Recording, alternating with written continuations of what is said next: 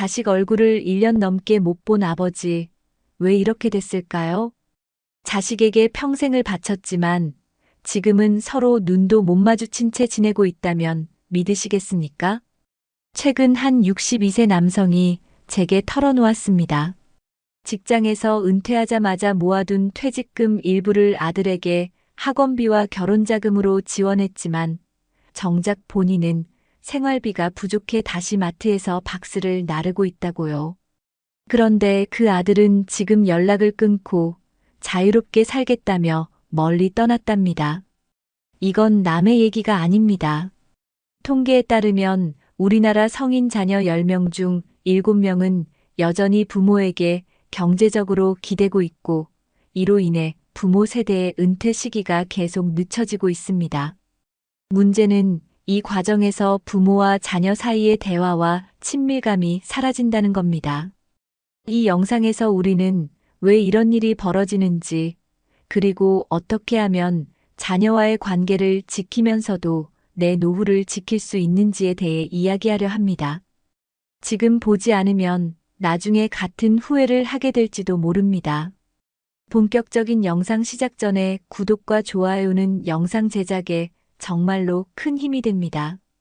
또한 오늘의 영상에는 위에 말씀드린 내용과 관련된 대한민국에서 일어나고 있는 비참한 사례 한 가지와 그와 반대되는 사례를 소개해드리겠습니다. 여러분들이 다 들어보시고 어느 쪽이 내가 원하는 노후의 인생인지 생각해 보시는 시간이 되시기 바라겠습니다. 경남 창원의 한 오래된 골목, 겨울 끝자락인데도 한 남자가 얇고 바랜 반팔티 한 장에 몸을 맡긴 채 치킨 배달 박스를 찾고 있었다. 그의 이름은 윤재호. 30. 해넘게 치킨집을 운영했고 동네에서 재호 사장하면 모르는 이가 없을 정도였다. 하지만 지금 그는 치킨집 간판도 가마솥 튀김 냄새도 없이 창고 한쪽에서 배달 상자를 정리하고 있었다. 아버지, 이번 달 카드값 좀. 전화기 너머로 들려오는 둘째 아들 준혁의 목소리는 늘 그랬듯 빠르고 단호했다. 윤재호 씨는 잠시 눈을 감았다가 굳은 손으로 바지 주머니를 더듬어 남은 잔액을 확인했다. 이번 달에 이미 큰아들 결혼자금 보태준 것만 해도 5천만 원이 넘었는데 둘째의 요청은 또다시 카드값이었다. 사실 재호 씨의 치킨집은 2021년 이후 상황이 급격히 나빠졌다. 배달앱 수수료, 원자재값 폭등, 인건비까지 겹쳐가게는 버티기 힘든 지경에 이르렀다. 2023년 여름 더 이상 빚을 늘릴 수 없어. 결국 가게 문을 닫았다. 그때부터 그는 퇴직금 비슷하게 모아둔 6,200만 원으로 생활을 이어갔다. 하지만 그 돈은 자식들의 결혼자금과 생활비 지원으로 절반 이상이 금세 사라졌다. 큰아들 민수는 직장을 다니다 코로나 이후 구조조정으로 퇴직했고 당분간 사업 준비라며 부모 집에 들어왔다. 그때부터 전기세, 가스비, 식비까지 몽땅 부모 카드로 나갔다. 민수는 집에서 온라인 강의를 듣고 주말이면 친구들과 등산을 가거나 낚시를 다녔다. 재호 씨가 일이라도 좀 해보라고 말하면 아버지, 요즘 세상 몰라서 그래. 준비 안 하고 나갔다가 망하는 거 한순간이야라며 웃어넘겼다. 둘째 준혁은 사정이 더 복잡했다.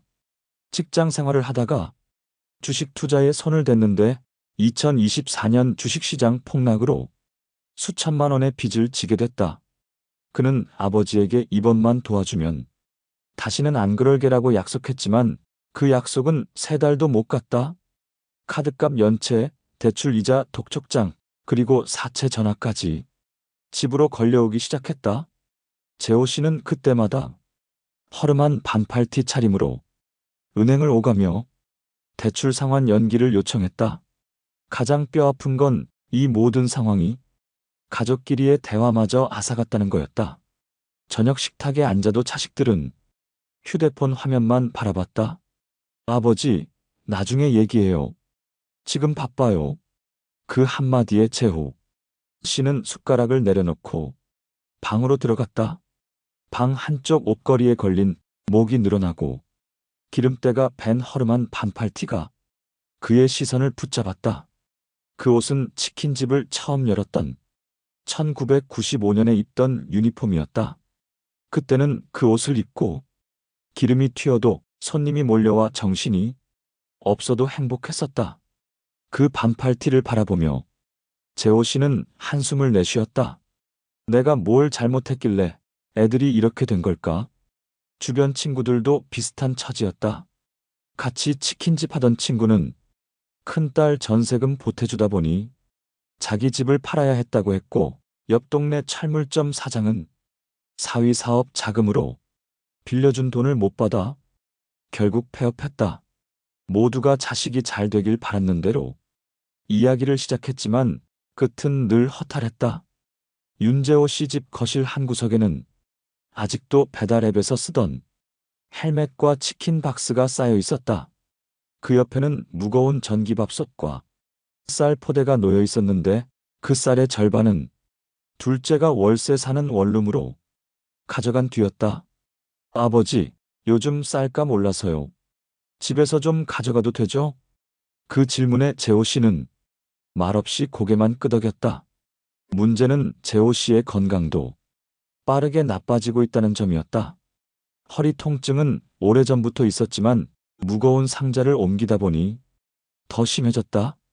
병원에 가면 의사는 일을 줄이라고 하지만 그는 웃으며 말했다. 일 안 하면 카드값이 못 막아요, 선생님. 의사도 더 이상 뭐라 할 수 없었다. 그의 하루는 이렇게 흘렀다. 새벽 5시에 눈을 떠 편의점 아르바이트로 4시간 근무, 오전 10시부터 오후 5시까지 창고에서 상자 정리, 저녁에는 배달 대행으로 동네를 누빈다. 그렇게 하루가 끝나면 손목과 어깨는 욱신거렸지만 통장 잔액은 여전히 바닥을 쳤다. 그 와중에 둘째 준혁이 또 전화를 걸어왔다. 아버지, 급하게 100만 원만 보내주세요. 진짜 이번이 마지막이에요. 재호 씨는 대답 대신 창문 밖을 바라봤다. 어둠 속에서 반사되는 가로등 불빛이 허름한 반팔티 위로 스며들었다.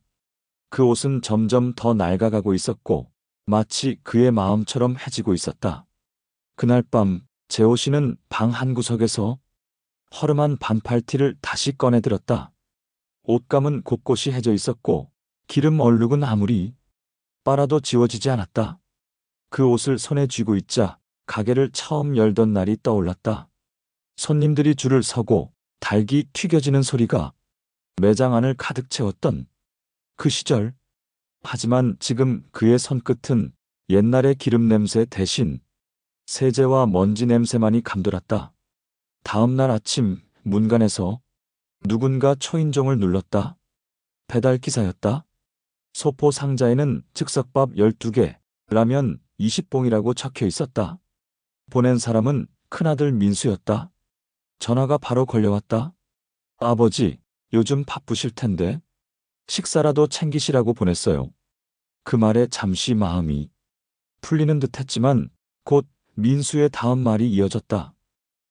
그리고 이번 달 전기요금이 많이 나왔는데 조금만 보태주실 수 있을까요? 그 순간 재호 씨의 표정은 굳어졌다. 따뜻함과 무거움이 동시에 밀려왔다. 저녁이 되자 둘째 준혁이 집에 들렀다. 바깥바람을 막는 두꺼운 외투를 입고 있었지만 얼굴은 창백했다. 아버지, 오늘 집에 잠깐 있어도 돼요? 원룸 보일러가 고장나서요. 재호 씨는 말없이 끄덕였지만 준혁이 들어선 순간부터 거실 공기는 무거워졌다. TV에서는 뉴스가 흘러나왔다. 2025년 성인 자녀 부양으로 인한 부모 세대의 노후 불안 심화. 앵커의 목소리가 날카롭게 울렸다. 준혁은 뉴스 화면을 슬쩍 보더니 리모컨으로 채널을 돌렸다. 아버지, 이런 얘기는 안 듣는 게 좋아요. 괜히 기분만 상하잖아요. 밤 9시가 넘자 큰아들 민수에게서 또 전화가 왔다. 아버지, 이번 주말에 애들 데리고 집에 가도 될까요? 집 근처 놀이터에서 놀게. 말은 그렇게 시작됐지만 대화 끝에는 혹시 생활비, 조금만이란 부탁이 따라왔다. 재호 씨는 그날 하루 3번이나 조금만이라는 말을 들었다. 하지만 그의 통장은 이미 이번 달 관리비조차 내기 어려운 상태였다. 며칠 뒤 재호 씨는 오래전 치킨집 단골 손님이었던 이웃 최 사장을 마트 앞에서 만났다. 서로 반가워 인사를 나누다 보니 대화는 자연스럽게 자식 이야기로 흘렀다. 우리 아들도 40이 넘었는데 아직도 집에서 나갈 생각을 안 해요. 내가 그만 지원하겠다고 했더니 화를 내더군요. 효도는 바라지도 않는데. 그 말에 재호 씨는 씁쓸하게 웃었다. 서로의 이야기가 너무 닮아 있었기 때문이다. 그날 밤 재호 씨는 허름한 반팔티를 입고 주방에 섰다. 둘째 준혁이 가져온 라면을 끓이고 김치를 꺼내 작은 접시에 담았다. 방에서 나오던 준혁이 그 모습을 보고 중얼거렸다. 아버지, 이렇게 사시는 거 보면 마음이 좀 그렇네요. 재호 씨는 젓가락을 들며 웃어 보였다. 마음만 그렇고 행동은 그대로잖냐? 그 말에 준혁은 아무 대꾸도 하지 않았다. 주말이 되자 큰아들 민수가 아이 둘을 데리고 왔다. 거실에는 아이들의 웃음소리가 가득했지만 그 뒤편에 놓인 전기세, 고지서와 카드 연체 독촉장이 재호 씨의 눈에 밟혔다. 손주들이 놀다 흘린 과자 부스러기 위로 바람결에 반팔티가 살짝 흔들렸다. 그 옷은 여전히 과거와 현재를 잇는 유일한 증거처럼 그 자리에 걸려 있었다. 밤이 깊어지자 민수 부부가 거실에서 재호 씨와 마주 앉았다. 아버지, 죄송하지만 다음 달에 전세 계약 연장이 있는데 보증금이 좀 모자랍니다. 민수의 말이 끝나자 재호 씨는 천천히 숨을 내쉬었다. 내가 가진 게 이제 얼마 남지 않았다. 그거 주고 나면 나도 더는 못 버틴다. 그 말을 들은 민수의 아내는 잠시 고개를 숙였다. 알아요. 그런데 지금은 정말 방법이 없어요. 그날 밤 재호 씨는 거실 불을 끄고 허름한 반팔티를 조심스럽게 접어 서랍에 넣었다. 그 옷을 다시 꺼내 입을 날이 올지 아니면 그냥 추억 속에만 남게 될지 알 수 없었다. 하지만 한 가지는 분명했다. 그의 삶은 여전히 자식들의 필요와 부탁 사이에서 흔들리고 있었다. 그리고 그 흔들림은 그의 몸보다도 마음을 더 깊이 지치게 만들고 있었다. 여러분 어떠시나요? 위의 사례는 정말 비참하고 서글픈 인생 아닌가요? 하지만 지금부터 소개해드리는 사례는 정반대의 선택으로 행복한 노후를 보내고 있는 분을 소개해드리겠습니다. 경기도 용인시의 한 아파트 단지, 봄 햇살이 들어오는 거실 창가에서 67세 정해철 씨는 커피를 내리고 있었다. 은은한 원두 향이 집안을 채우자 아내 김순자 씨가 미소를 지으며 식탁에 앉았다. 이 부부는 매일 아침을 함께 시작하는 게 습관이었다. 서로의 하루 계획을 이야기하고 필요한 일정을 조율하며 시간을 보낸다. 정해철 씨는 35년간 중견 전자부품 제조업체에서 생산관리 부장으로 근무했다. 정년퇴직은 63세에 했지만 그는 그보다 훨씬 전인 50대 초반부터 노후 준비를 본격적으로 시작했다. 은퇴는 예고 없이 오는 거야. 준비 안 하면 남은 인생이 길어도 힘들게 살 수밖에 없어. 그가 늘 후배들에게 하던 말이었다. 그의 준비는 단순한 저축이 아니었다. 첫째, 생활비와 별도로 매달 150만 원을 노후 전용 적립식 펀드에 넣었고, 둘째, 55세부터는 국민연금 수령 시기를 늦춰 월 수령액을 최대한 늘리는 전략을 썼다. 셋째, 40대 중반부터는 금융 자산의 절반을 안정형 채권과 배당주 위주로 운용해 경기 변동에도 흔들리지 않도록 했다. 부부의 가장 큰 원칙은 자녀에게 무리한 지원을 하지 않는다였다. 아들 38과 딸 35 모두 대학 등록금까지만 지원했고 결혼 자금은 직접 마련하도록 했다. 처음엔 불만이 많았죠.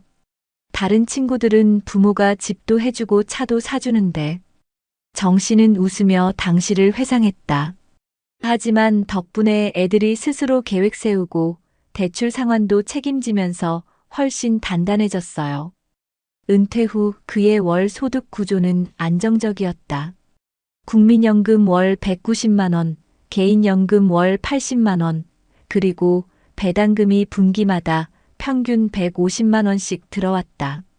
아파트는 이미 대출 없이 자기 소유였고 5년 전엔 상가 건물 일부를 매입해 매달 100만 원가량의 임대료도 받았다. 모든 수입은 부부 생활비 250만 원을 제외하고는 다시 재투자하거나 여행 자금으로 모았다. 특히 그는 건강 관리에도 철저했다. 퇴직 후 매일 오전엔 단지 내 피트니스 센터에서 1시간 근력 운동을 하고 오후에는 근처 하천을 따라 걷는 게 일과였다. 돈만 있으면 뭐해요? 몸이 버텨줘야 즐길 수 있는 거죠. 그는 60대 들어 체중을 8kg 감량했고 혈압과 혈당도 정상 범위를 유지했다. 이 부부가 가장 행복을 느끼는 순간은 원하는 사람과 원하는 시간에 만나고 돌아올 수 있는 자유다. 올해 초에도 부산에 사는 대학 동창 부부와 2박 3일 여행을 다녀왔는데 숙소 예약부터 식사, 관광까지 모두 느긋하게 즐겼다. 누군가의 부탁 때문에 무리하게 돈을 쓰거나 억지로 시간을 쪼개는 일은 이제 없어요. 이 자유는 철저한 계획과 거절할 줄 아는 용기에서 비롯됐다. 물론 자녀와의 관계도 돈 문제로 틀어진 적이 없다. 딸이 결혼 후 첫 집을 구할 때 보증금 일부를 지원해달라는 부탁을 했지만 정 씨는 조건을 달았다. 3년 안에 전액 상환할 것. 딸 부부는 처음엔 부담스러워했지만 약속을 지켰고 그 과정에서 재정 관리 능력이 크게 늘었다. 지금은 오히려 부모에게 이제부턴 저희가 여행 경비 드릴게요라고 말할 정도다. 정 씨는 주변 지인들의 힘든 이야기를 들을 때마다 마음이 무겁다. 친구 중 한 명은 아들에게 수억 원을 빌려줬다가 못 받고 집까지 팔아 전세로 이사했다. 또 다른 지인은 은퇴 후 연금을 전부 아들 사업자금으로 쓰고 지금은 경비 일을 한다. 그 친구들이 저를 부러워하는데 사실 특별한 건 없어요. 다만 자식과 돈 문제는 선을 지키고 노후 자산은 어떤 경우에도 건드리지 않은 것뿐이죠. 이런 원칙 덕분에 그는 67세인 지금도 한 달에 2번은 아내와 공연을 보고 계절이 바뀔 때마다 국내 여행을 다닌다. 부부는 올해 가을 3주 일정으로 유럽 여행을 계획 중이다.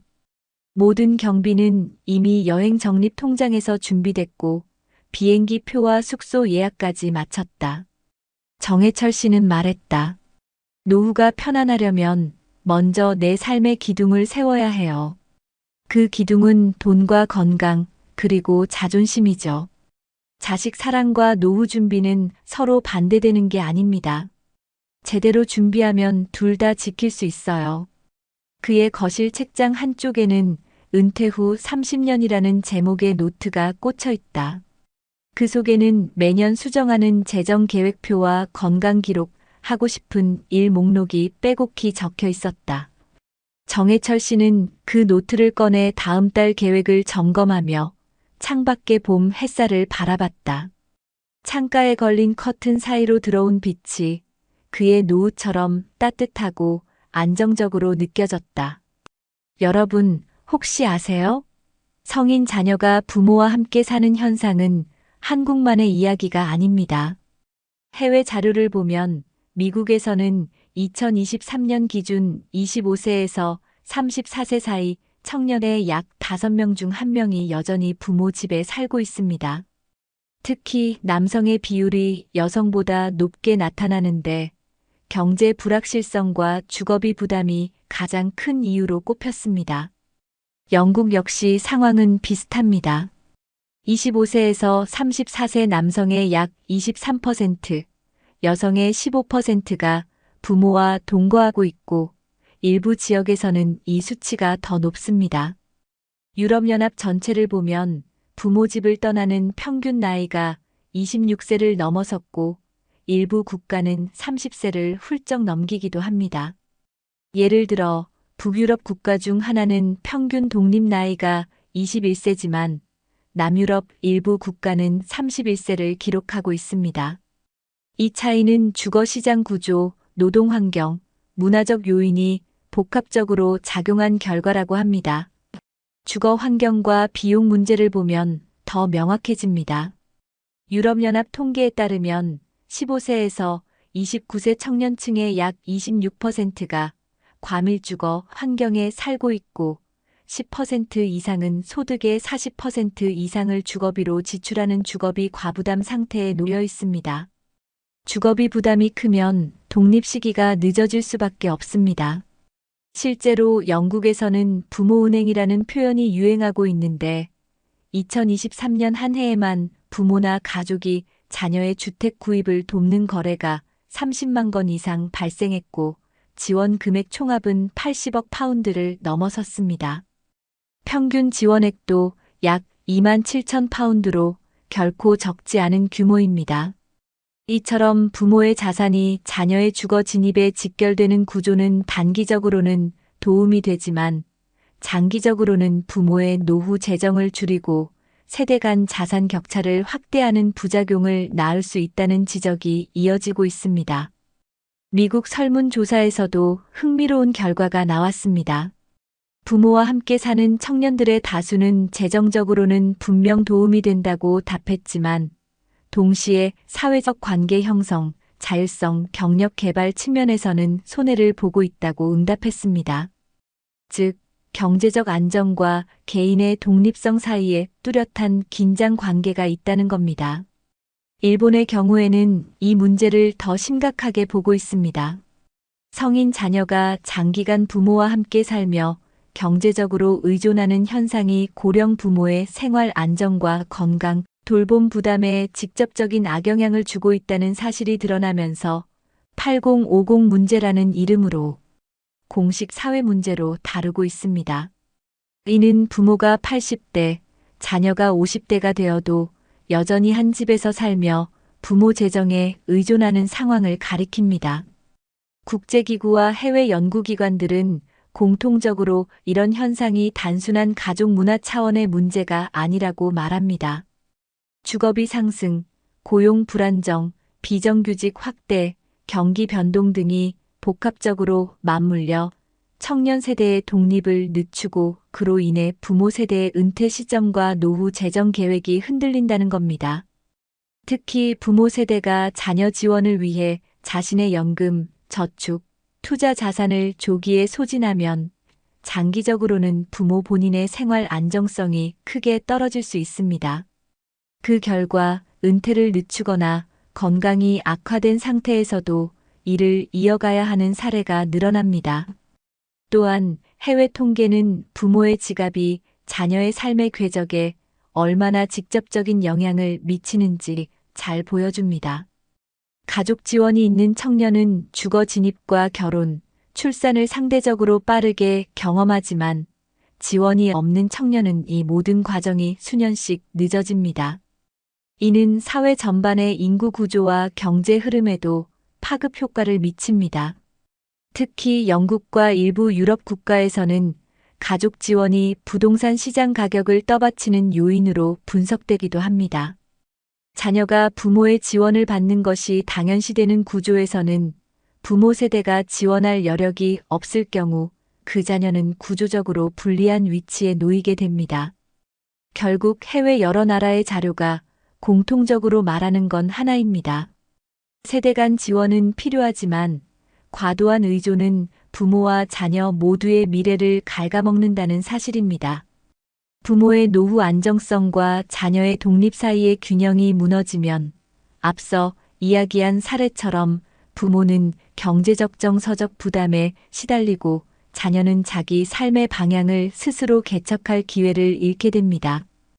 이는 특정 나라의 예외적인 문제가 아니라 미국, 영국, 유럽연합, 일본 등 다양한 국가에서 확인된 보편적 흐름이며 그 결과와 위험성은 국경을 넘어 유사하게 나타나고 있습니다. 그렇다면 이 문제를 풀기 위해선 구체적이고 지속 가능한 대책이 필요합니다. 국내 전문가들은 부모와 자녀 모두가 재정 독립을 목표로 한 장기 계획을 세워야 하며 이를 지원하는 사회적 장치가 병행되어야 한다고 강조합니다. 실제로 대한민국의 여러 지자체에서는 노인의 경제 적사회적 자립을 돕는 다양한 프로그램을 운영하고 있습니다. 예를 들어 서울시는 어르신 맞춤형 일자리 사업을 통해 만 65세 이상 노인에게 경비도서관 관리 공공환경 미화 등 연간 약 5만 개의 일자리를 제공합니다.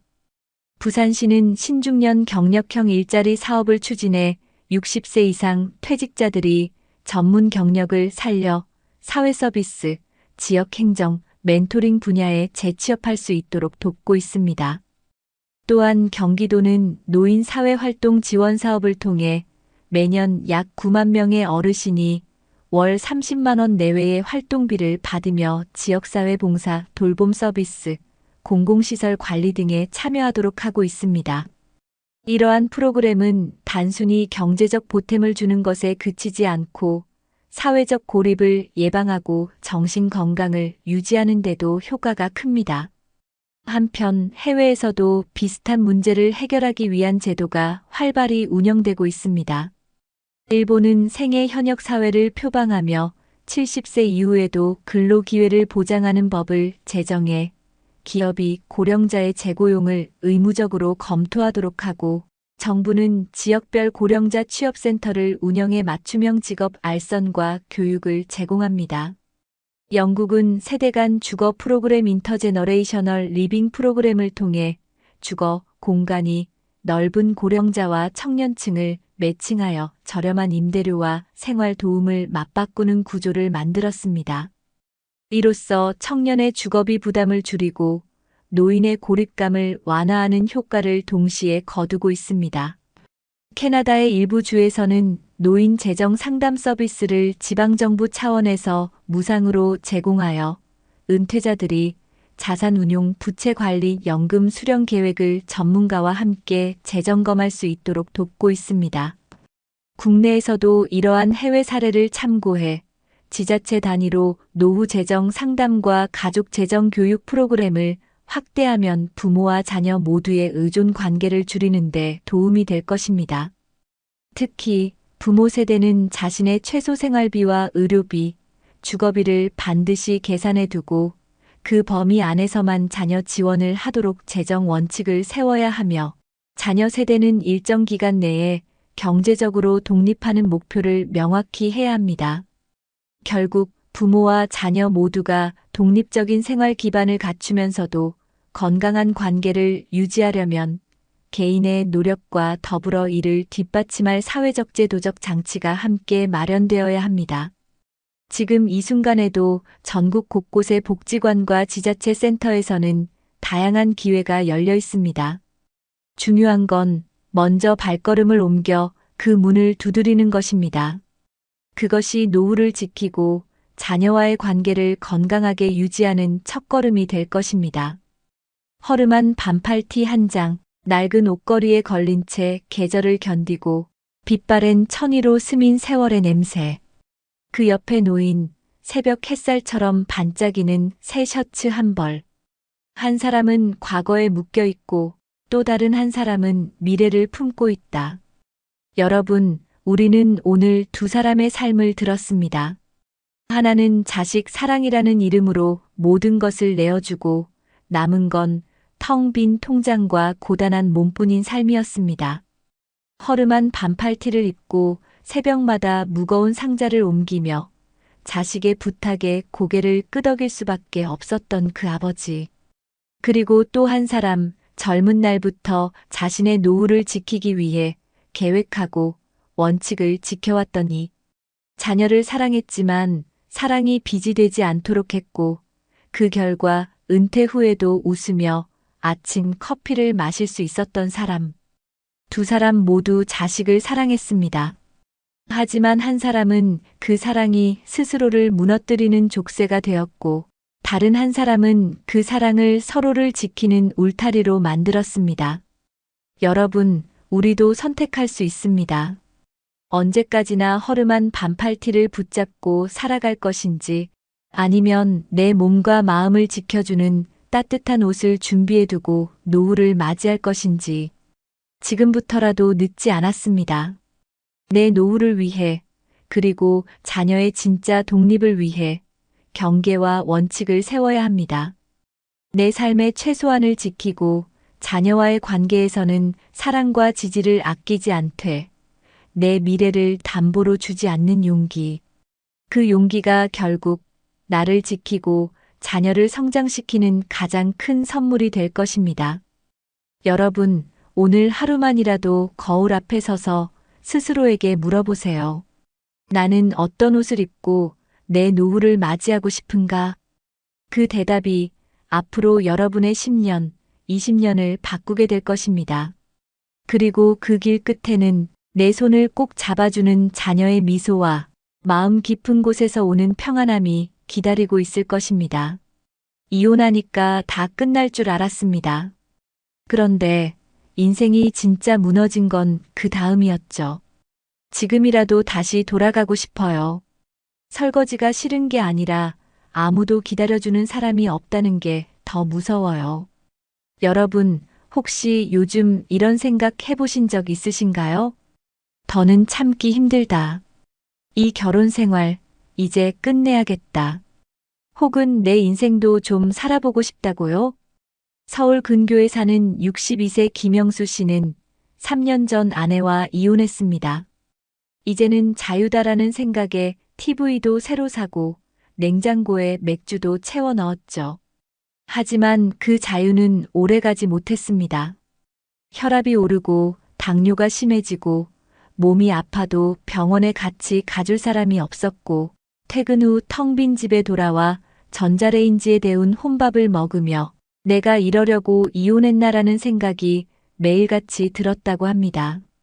실제 통계에서도 60대 이상 이혼자의 자살률이 기혼자의 3배 이상이고 이혼 후 경제력 상실, 자녀와의 거리감, 외로움은 고독사 확률을 5배 이상 높인다는 연구 결과도 있습니다.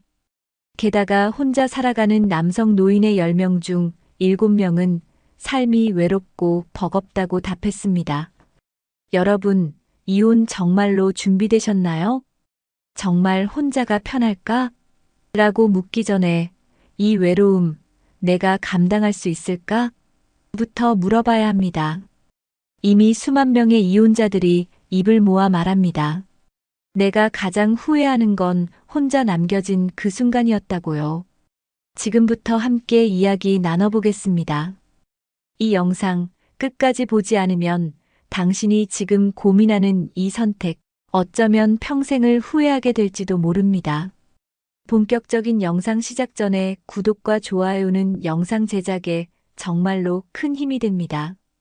또한 오늘의 영상에는 위에 말씀드린 내용과 관련된 대한민국에서 일어나고 있는 비참한 사례 한 가지와 그와 반대되는 사례를 소개해드리겠습니다. 여러분들이 다 들어보시고 어느 쪽이 내가 원하는 노후의 인생인지 생각해 보시는 시간이 되시기 바라겠습니다. 윤정호 씨는 올해 65입니다.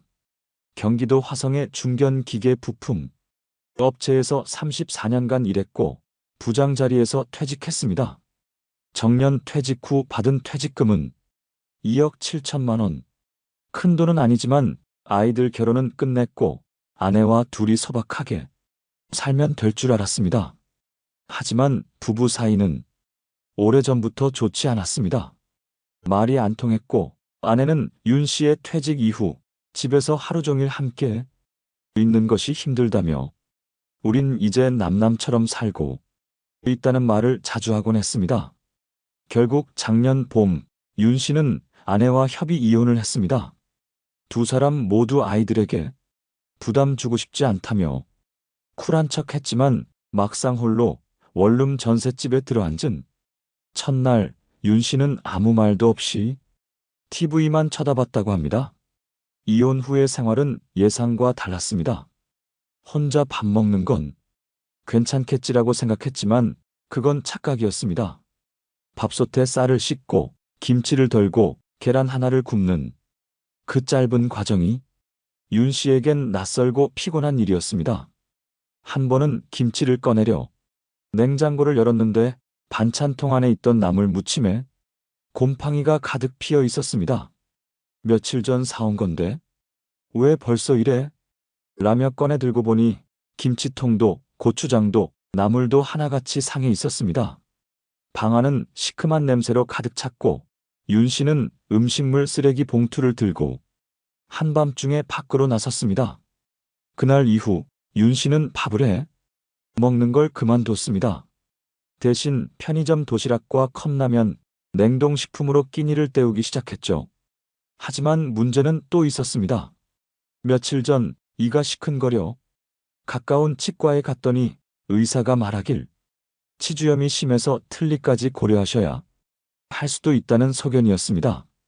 혼자 지내며 식습관이 엉망이 되자 건강이 서서히 무너지고 있었던 겁니다. 아무도 챙겨주는 이 없는 일상. 윤 씨는 그제야 아내가 해준 반찬, 식탁 위 따뜻한 국 한 그릇에 소중함을 실감했다고 했습니다. 문제는 건강뿐이 아니었습니다.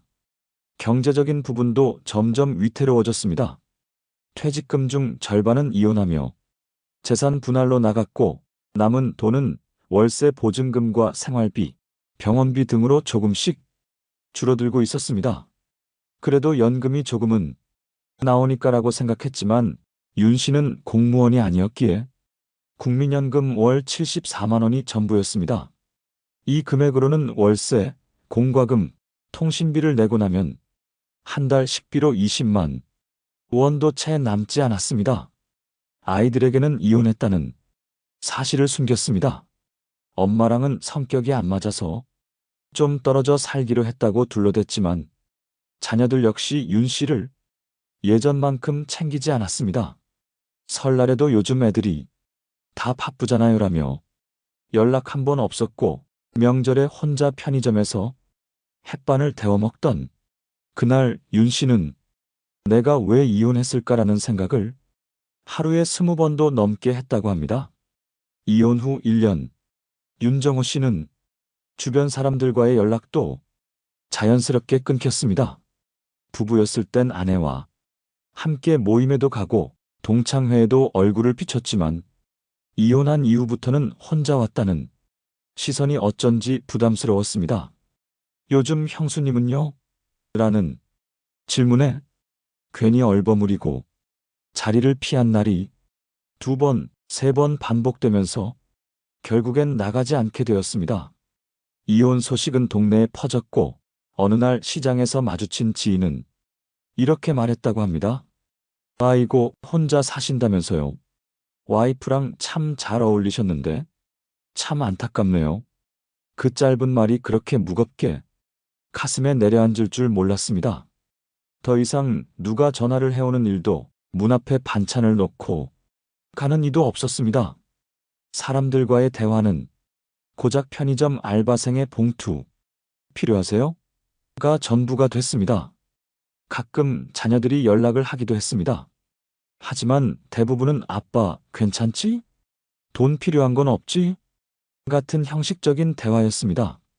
정작 밥은 잘 챙겨 먹고 있어? 라는 말은 들은 기억이 없다고 윤 씨는 말했습니다. 정확히 기억나는 날이 있다고 했습니다. 그날은 일요일 저녁이었고 미리 사둔 반찬을 꺼내려고 냉장고를 열었을 때였습니다. 열흘 넘게 된 무생채, 상한 콩나물, 까맣게 물든 시금치 무침, 뚜껑을 열자마자 올라오는 시큼한 냄새에 윤 씨는 반사적으로 뚜껑을 덮었습니다. 그리고는 식탁에 앉아 한참을 그렇게 앉아 있었습니다. 아, 이 반찬들 같구나. 상하고 썩어가는지도 모르고 그대로 방치된 내 인생이. 그날 밤 윤 씨는 아무것도 먹지 못했습니다. 그저 소파에 기대 눈을 감은 채 그때 이혼하지 않았더라면 어땠을까라는 질문만 100번쯤 되뇌었다고 합니다. 그 사람도 나처럼 이렇게 허전하게 살고 있을까? 하지만 연락할 용기도 다시 돌아갈 자리도 없었습니다. 병원에서 고지혈증 약과 우울증 초기 진단을 받았고 보건소에서 지역 노인 심리 상담 프로그램을 추천받았지만 윤 씨는 괜찮습니다라고 말하며 고개를 저었습니다. 이 나이에 내 이야기를 누가 들어주겠어요. 심리적으로도 육체적으로도 점점 무너지는 나날이 이어졌고 이제는 잠드는 것보다 아침에 눈을 뜨는 게 더 무섭다고 말했습니다. 요즘은 간혹 반찬통을 꺼내지도 않고 편의점 도시락 뚜껑도 열지 않고 그냥 버릴 때도 많아졌습니다. 그럴 땐 문득 이런 생각이 든다고 합니다. 누가 내 문을 열고 들어와서 그 곰팡이 핀 반찬들 좀 치워줬으면 좋겠다. 그리고 밥 먹자고 같이 앉아주기만 해도 좋겠는데 윤정호 씨의 삶은 특별하지 않습니다. 2025년 대한민국 65세 이상 이혼 남성의 절반 이상이 극심한 외로움과 경제적 불안정을 겪고 있다는 통계가 있습니다. 혼자 살며 심리적으로 고립된 이들이 정신과 치료를 받는 경우도 매년 증가 추세이며 노년층 자살률도 결혼 상태와 강하게 연관된다는 연구도 나왔습니다. 하지만 윤 씨처럼 대부분의 사람들은 도움을 요청하지도 말하지도 않습니다. 이유는 단순합니다. 지금 와서 뭐 어쩌겠어요? 그 말 속엔 체념과 후회가 함께 들어 있습니다. 누군가는 말합니다. 결혼 생활이 지긋지긋하다고 배우자를 더는 견딜 수 없다고. 하지만 노년에 선택한 이혼이 결국 곰팡이 핀 반찬통처럼 버려지고 방치된 채 살아가는 삶을 가져올 수도 있다는 걸 윤 씨의 이야기는 묵묵히 증명하고 있습니다. 여러분, 어떠신가요? 위의 사례는 정말 비참하고 서글픈 인생 아닌가요? 하지만 지금부터 소개해드리는 사례는 정반대의 선택으로 행복한 노후를 보내고 있는 분을 소개해드리겠습니다. 이성우 씨는 올해 67입니다. 서울 성북구의 작은 아파트에서 아내와 둘이 살아가고 있습니다. 딱히 넉넉하진 않지만 매일 오후 햇살이 드는 베란다에서 커피를 마시고 함께 화초를 돌보는 시간이 이 씨 부부의 일상이 되었습니다. 이성우 씨는 과거 대기업 임원도 공무원도 아니었습니다. 경기도 안산에 있는 중소제조업체에서 기술직으로 28년을 일했고 퇴직 당시 직급은 과장이었습니다. 평균보다 조금 낮은 임금이었지만 그는 평생 쓸 돈보다 쌓을 돈을 먼저 생각하자는 원칙으로 살아왔습니다. 40대 중반 큰아들이 중학교에 진학하던 해 이 씨는 아내와 함께 노후를 위한 재무 계획을 세우기 시작했습니다. 그가 가장 먼저 했던 일은 지출 가계부를 쓰는 것이었습니다. 1년 동안 쓴 소비 내역을 전부 정리한 뒤 매달 어디서 얼마가 빠져나가는지 파악했고 거기서 꼭 필요 없는 소비들을 하나씩 잘라냈습니다.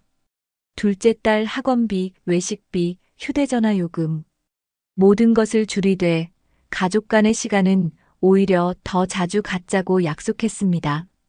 저녁 한 끼를 외식 대신 집에서 먹는 대신 그 시간엔 온 가족이 둘러앉아 얘기를 나누기로 한 겁니다. 퇴직금은 약 1억 8천만 원. 물가 기준으로 그리 큰 금액은 아니었습니다. 하지만 이 씨는 퇴직 3년 전부터 퇴직 후 시뮬레이션 표를 직접 만들며 월 지출, 예상 연금 수령액, 의료비, 주거비 등을 꾸준히 계산해왔습니다. 퇴직 후 바로 창업을 하거나 무리한 투자를 하지는 않았습니다.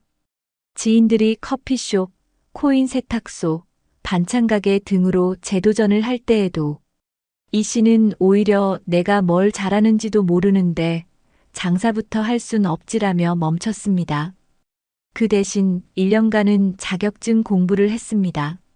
노인복지 지도사, 평생교육사, 시니어 컴퓨터 지도사 같은 분야였습니다. 배우는 중엔 힘들었지만 일단 자격증을 취득하자. 인근 복지관에서 시니어 대상 컴퓨터 교육 강사를 구한다는 공고가 눈에 띄었습니다.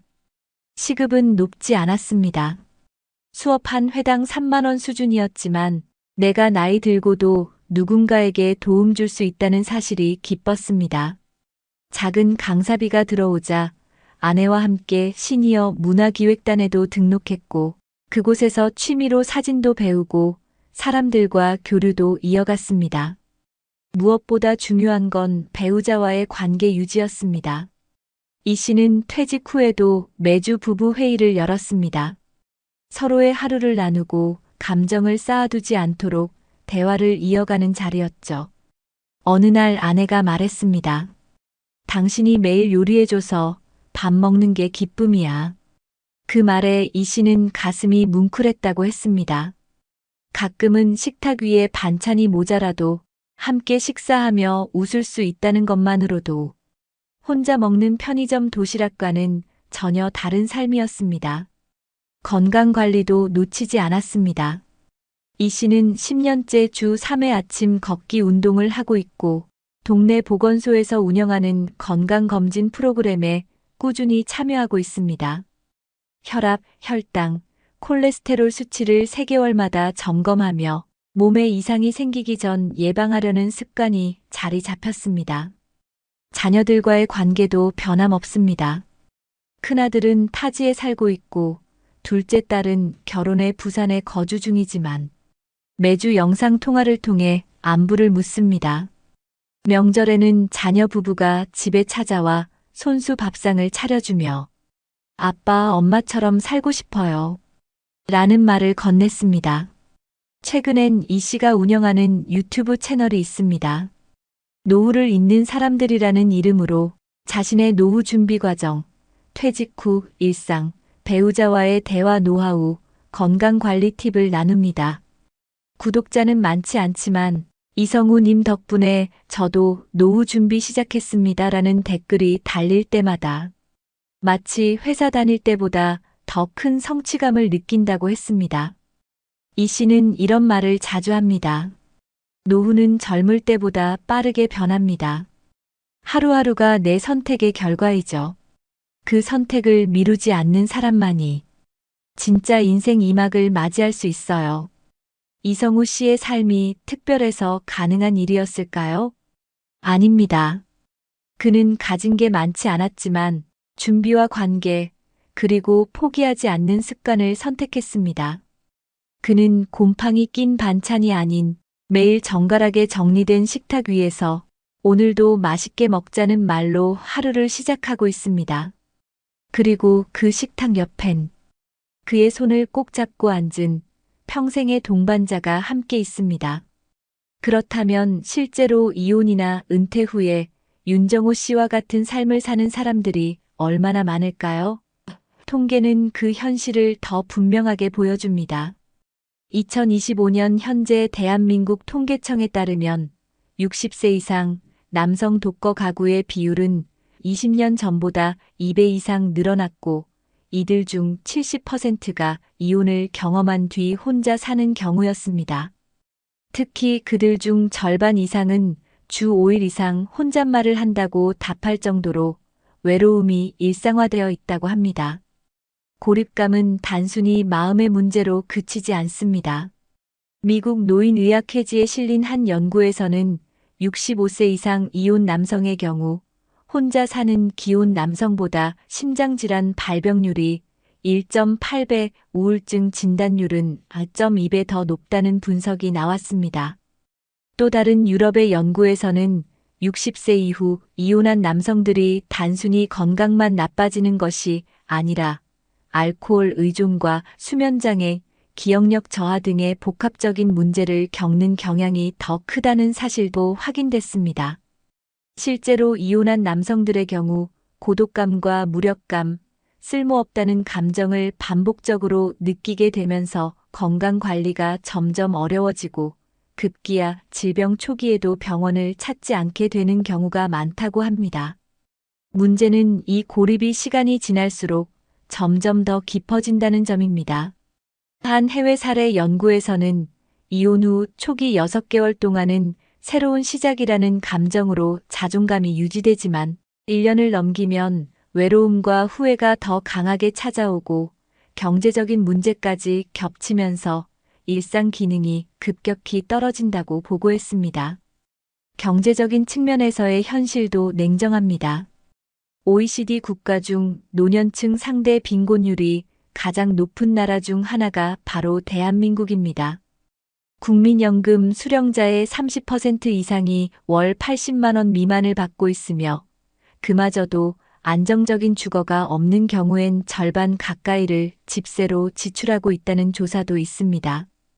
특히 이혼한 고령 남성은 기혼자 대비 평균 자산이 60% 이상 낮은 것으로 나타났고 의료비나 갑작스러운 지출에 대한 대비도 거의 없는 경우가 많았습니다.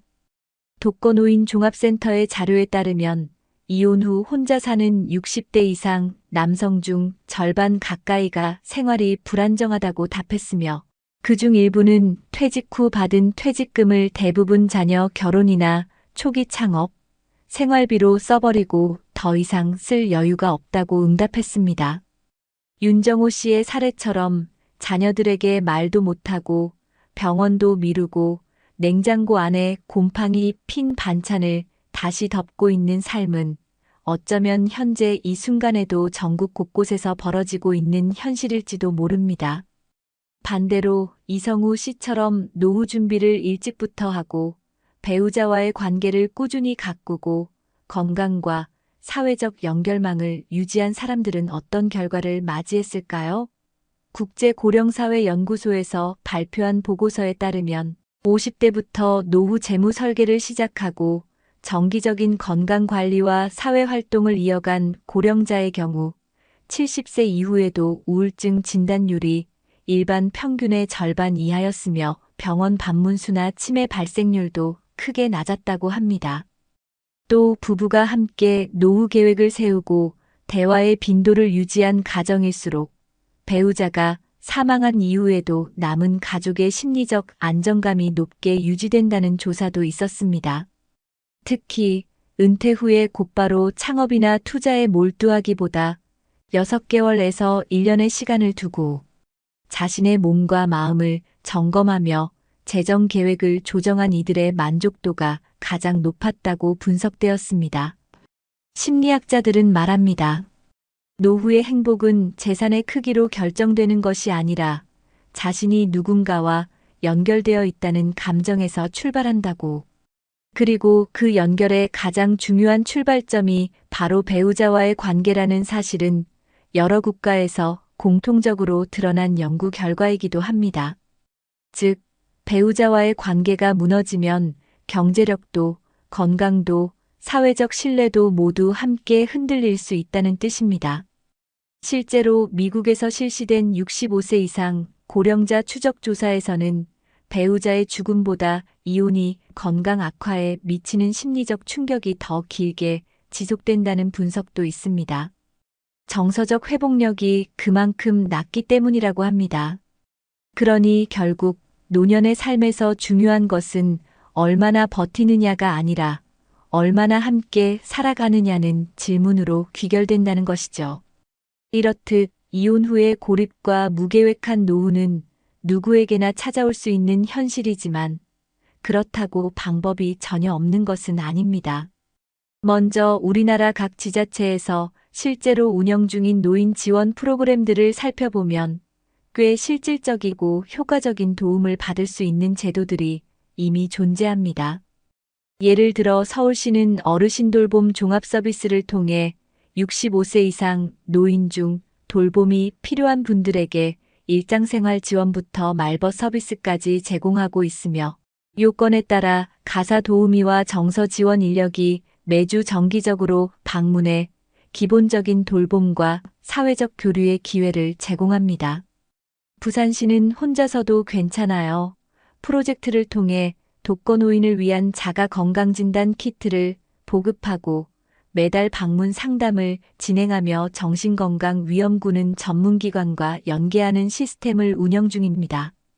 이와 함께 대전은 시니어 기자단을 운영해 은퇴한 고령자들이 자신들의 삶을 콘텐츠로 기록하고 지역 커뮤니티와 연결될 수 있도록 돕고 있고, 광주시는 노인복지관과 연계해 매달 정서치유 집단 상담을 무료로 진행하며 우울감이 심한 노인을 대상으로는 1:1 전문 상담도 지원합니다. 이러한 프로그램은 단순히 제도가 있다는 수준에 그치지 않고 실제로 참여자들의 자살 예방 효과나 인지기능 개선, 삶의 만족도 향상에 긍정적인 영향을 미치고 있다는 분석 결과도 다수 발표된 바 있습니다. 한 정신건강 관련 전문가는 말합니다. 이혼 후 혼자 남겨졌을 때 무엇보다 중요한 건 다시 관계망 안으로 들어가는 일이다. 그리고 그 출발점은 지역사회 자원 활용이 될 수 있다고요. 특히 서울 경기권 지자체 대부분은 최근 1인 가구 노인 증가세에 따라 마을 단위 단톡방 개설, 주 1회 공용 식사 모임 운영, 낯선 이와의 대화 프로젝트 등 다양한 소규모 모임 기반 커뮤니티 서비스를 실험적으로 확장하고 있는 중입니다. 이러한 모임은 기존 가족이 없어도 새로운 인간관계를 형성할 수 있도록 설계되어 고립감을 완화하는 데 도움을 주고 있으며 실제로 참여한 노인의 70% 이상이 삶에 활력이 생겼다고 응답한 바 있습니다. 국내뿐 아니라 해외에서도 이와 유사한 문제에 대응하기 위한 제도들이 활발히 운영되고 있는데요. 일본은 이미 10년 전부터 고령자 고독사 방지법을 제정해 일정 연령 이상의 독거노인은 지역 자치구가 의무적으로 안부 확인과 생활 실태 조사를 하도록 법적으로 강제하고 있으며 이를 통해 고독 사유를 일정 수준 낮추는 성과를 얻고 있습니다. 또한 독일에서는 시니어 커뮤니티 홈 정책을 통해 혼자 사는 노인을 한 아파트 단지 내에 모아 공동 식사, 공동 건강관리 프로그램을 운영하며 복지사와 의료진이 삼주하여 정서적 고립을 사전에 차단하고 있습니다. 이들은 단순한 거주시설이 아닌 고령자 스스로 공동체 안에서 역할을 가지고 살아갈 수 있게 하여 자존감을 유지하는 데도 초점을 맞추고 있습니다. 국내에서도 이 같은 모델을 참고해 혼밥 지원형 공공주택, 중장년 공유하우스 등의 개념이 등장하고 있으며 국토교통부와 복지부가 공동으로 파일럿 프로젝트를 진행 중입니다. 결국 전문가들이 입을 모아 강조하는 바는 같습니다. 노후는 혼자 준비하는 것이 아니라 함께 살아가기 위한 구조를 만드는 일이다. 따라서 현재 이 영상을 보고 계신 분들도 이혼이라는 결정을 하기 전 반드시 지역사회 복지자원과 정부의 지원제도 그리고 본인의 감정과 관계망을 정리할 수 있는 회복의 가능성을 먼저 확인해 보시길 권합니다. 노후는 생각보다 길고 고립은 생각보다 빠르게 다가옵니다. 지금은 늦었다고 생각해도 실은 지금이 가장 빠른 시간일 수 있습니다. 은행에서도 안 빌려주는 사람, 당신에게는 왜 돈을 빌리려 할까요? 그 한 통의 연락, 당신 인생을 뒤흔들 수 있습니다. 최근 경기도 수원의 62세 이만수 씨는 평소 말도 없던 예전 직장 동료에게 갑자기 연락을 받았습니다. 형, 급해서 그런데 100만 원만 좀. 미안하다는 말보다 먼저 돌아온 건 계좌번호였습니다. 여러분, 요즘처럼 물가도 오르고 금리도 높은 시기에 왜 사람들은 은행 대신 당신을 찾을까요? 왜 돈을 빌려달라는 사람은 늘 친절하고 빌려준 사람은 결국 상처만 남을까요? 알고 보면 이들은 당신이 착하고 거절 못하는 사람이라는 걸 너무나 잘 알고 접근합니다. 이미 수많은 사람들이 이 같은 일로 인간관계를 망치고 돈도 잃고 마음의 병까지 얻고 있습니다. 당신은 과연 이런 위험에서 자유로울 수 있을까요? 본격적인 영상 시작 전에 구독과 좋아요는 영상 제작에 정말로 큰 힘이 됩니다. 또한 오늘의 영상에는 위에 말씀드린 내용과 관련된 대한민국에서 일어나고 있는 비참한 사례 한 가지와 그와 반대되는 사례를 소개해 드리겠습니다. 여러분들이 다 들어보시고 어느 쪽이 내가 원하는 노후의 인생인지 생각해 보시는 시간이 되시기 바라겠습니다. 김병수 씨는 올해 65입니다. 경남 창원에 사는 그는 중견기업에서 32년을 근무하고 2년 전 은퇴했습니다. 마지막 직책은 공장 총괄 부장이었고 퇴직금은 오랜 근속에 비례해 약 1억 2천만 원을 받았다고 합니다. 남들보다 많다기보단 그만큼 오래 버텼던 시간의 대가였죠.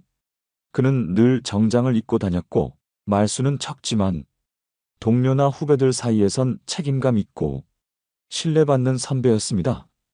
퇴직 후에는 큰 계획이 없었습니다. 하루 2번 산책하고 아내와 장을 보며 소일거리를 찾고 있었죠. 그의 손에는 늘 낡은 지갑이 들려 있었는데 20년 전에 첫 아들이 취업, 선물로 사준 것이었습니다. 가죽은 많이 닳았고 가장자리는 해졌지만 그는 한 번도 바꾸지 않았습니다. 돈이 들고 나가는 곳은 바뀌지 않아야 한다고 농담처럼 말하곤 했죠. 그런 그의 일상에 균열이 생긴 건 작년 늦가을이었습니다. 한창 낙엽이 물들던 11월 초 고등학교 동창인 조영석 씨에게 연락이 왔습니다. 병수야, 오랜만이다. 이번 주 토요일 시간 되냐? 몇십 년 만의 연락이었지만 병수 씨는 반가운 마음에 창원 시내의 조용한 커피숍에서 만나기로 했습니다. 그들은 한참을 웃으며 학창시절 이야기를 나눴습니다. 조 씨는 서울에서 작은 무역업체를 하다 최근 창원으로 사업 확장을 내려왔다고 말했습니다. 말투는 여전히 거칠었지만 눈빛만큼은 생기 있어 보였습니다. 커피를 다 마시고 일어설 무렵 조 씨가 조심스럽게 말을 꺼냈습니다. 사실 요즘 자금줄이 좀 막혔어. 세관 문제랑 매출, 정산이 늦어져서 말이야. 한 700만 원 정도만 급히 빌릴 수 있을까? 정말 급한데 다음 달 초에 바로 갚을 수 있어. 병수 씨는 당황했지만 말하지 못했습니다. 그의 지갑이 손에 있었고 늘 하던 대로 꺼내서 현금 인출카드를 만지작거렸습니다. 꼭 갚는다는 거지? 지금 상황이 어떤지 구체적으로 말해줄 수 있어? 병수 씨의 말에 조 씨는 잠시 말을 흐리더니 결국 손을 모아 부탁했습니다. 내가 너한테 부탁 안 할 줄 알았냐? 예전에도 내가 날 도와준 적 있었잖아. 그땐 내가 몰랐겠지만 마음이 흔들렸습니다. 가족에게 말도 하지 않은 채 그는 월요일 아침 700만 원을 송금했습니다. 조 씨는 고맙다고 몇 번이고 말하며 다음 달 초 꼭 갚는다는 말을 반복했습니다. 하지만 문제는 그 다음부터였습니다. 약속한 날짜가 다가왔고 병수 씨는 조심스럽게 문자 한 통을 보냈습니다. 영서가 예전에 말한 날짜가 됐는데 괜찮은가? 혹시 더 필요하면 미리 말해줘.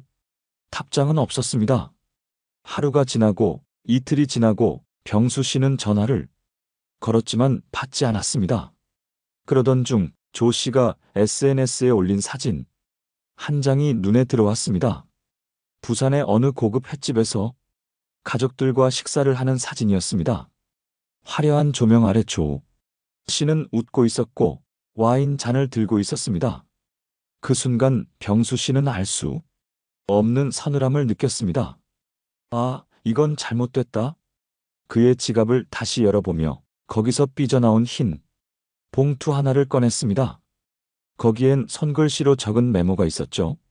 급전 마이너스 조영서 700만 2024년 11월 13일 송금 기억에 남기기 위해 적어뒀던 것이었습니다. 그날 밤 병수 씨는 아내에게 모든 사실을 털어놨습니다. 나중에라도 갚으면 다행이지만 안 갚아도 연락은 해줘야 하는 거 아니냐? 아내는 화를 내기보단 한숨을 쉬며 말했습니다. 역시 그럴 줄 알았어.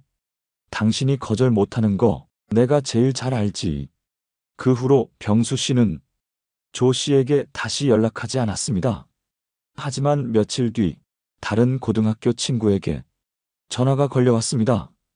야, 혹시 영석이한테 돈 빌려준 적 있어? 그 친구도 500만 원을 빌려주고 연락이 끊겼다고 했습니다. 이미 비슷한 피해자가 몇 명 더 있다는 사실도 알게 됐습니다. 병수 씨는 이후 경찰서에 조용히 진술서를 제출했습니다. 증거로는 문자 기록, 송금 내역, 그리고 손글씨로 작성한 메모를 함께 냈습니다. 하지만 형사 담당자는 이렇게 말했습니다. 지인 간 금전 거래는 민사로 가야 합니다. 고의성을 입증하지 않으면 사기죄 성립은 어렵습니다. 그 말을 듣고 나서 병수 씨는 처음으로 자신의 지갑을 바꿨습니다. 낡은 지갑 속엔 더는 신뢰가 없다는 걸 그는 그제서야 깨달았습니다. 지갑을 바꾸며 그는 이렇게 혼잣말을 했습니다. 앞으론 이 안에서 나가는 돈이 다시 돌아올 수 있을지부터 생각하자. 여러분, 어떠시나요? 위의 사례는 정말 비참하고 서글픈 인생 아닌가요?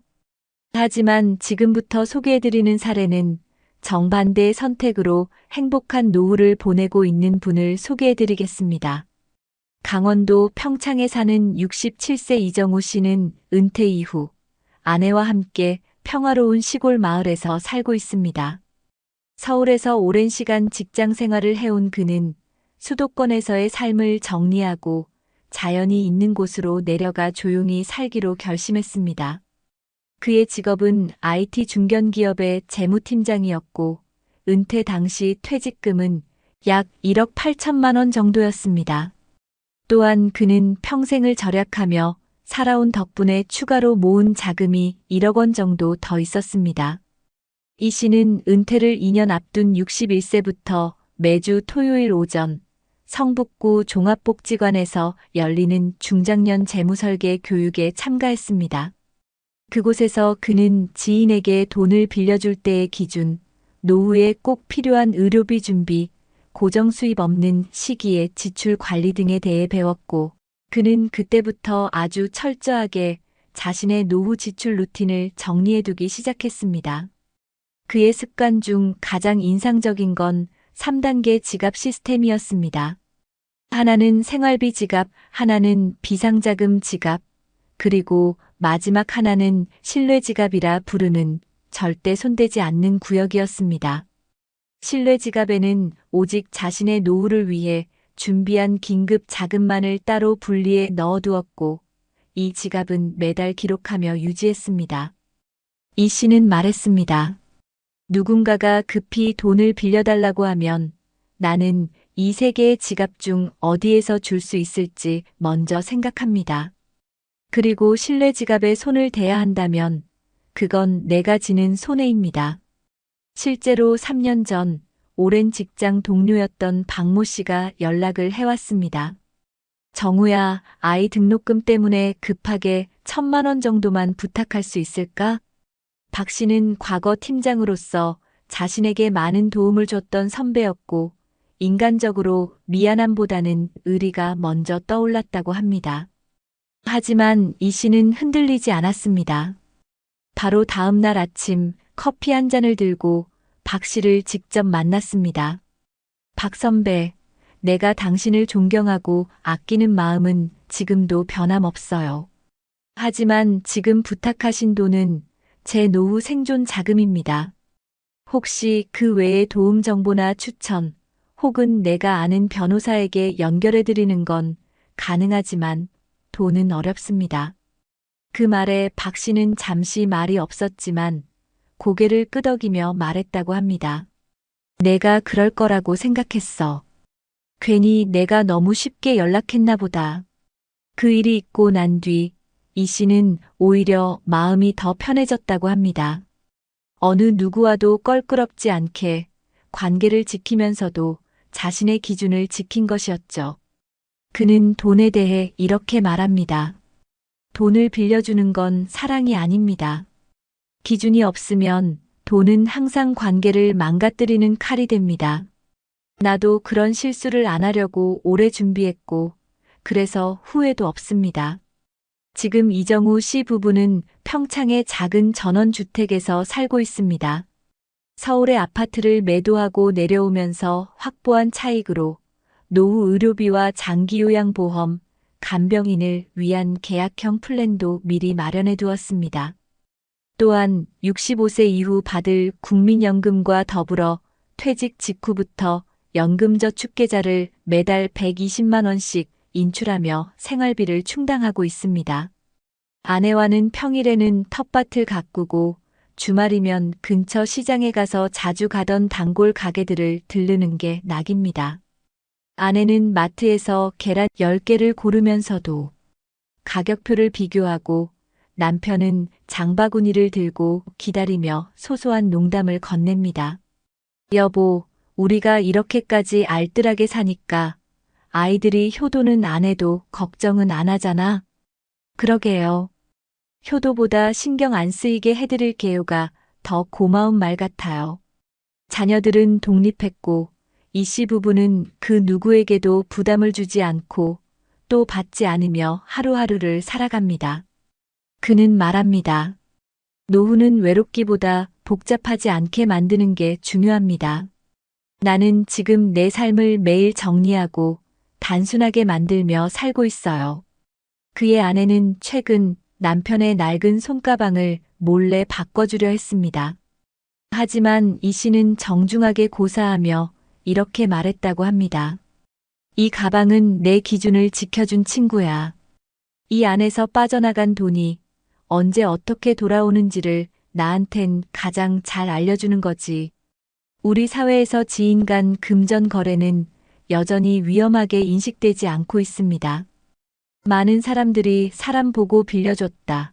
거절하면 인간관계가 어색해진다며 명확한 기준 없이 돈을 주고 그 결과로 금전뿐 아니라 신뢰와 인간관계를 동시에 잃는 경우가 많습니다.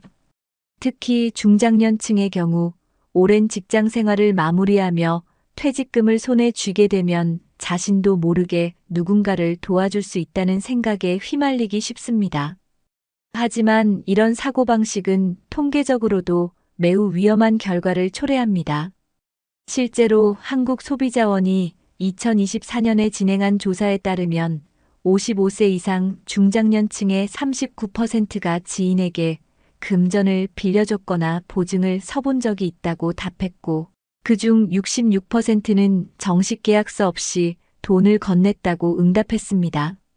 그 결과 절반에 가까운 응답자가 돈을 돌려받지 못했다고 했으며, 이 중 3명 중 1명은 관계를 끊거나 고통스러운 상황을 겪었다고 말했습니다.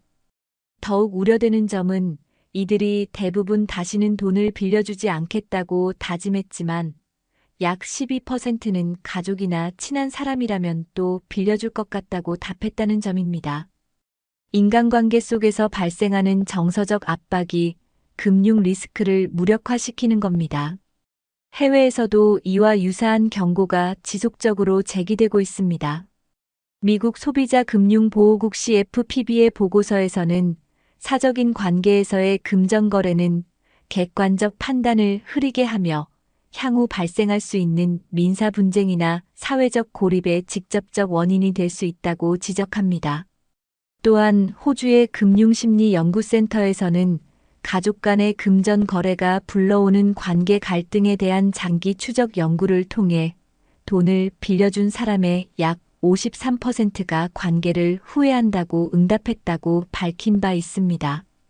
특히 돈을 빌려간 사람보다 빌려준 사람이 더 오랫동안 감정적인 상처를 안고 살아간다는 점이 주목됩니다.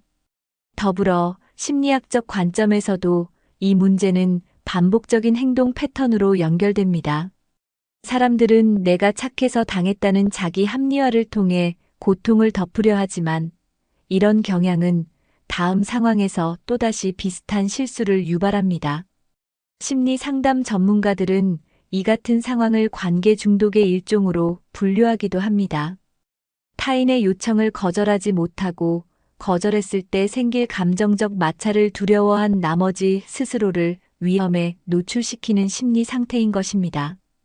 반면 노후 자산 관리에 있어 예방적인 태도를 가진 사람들의 삶은 통계적으로도 안정적인 패턴을 보입니다.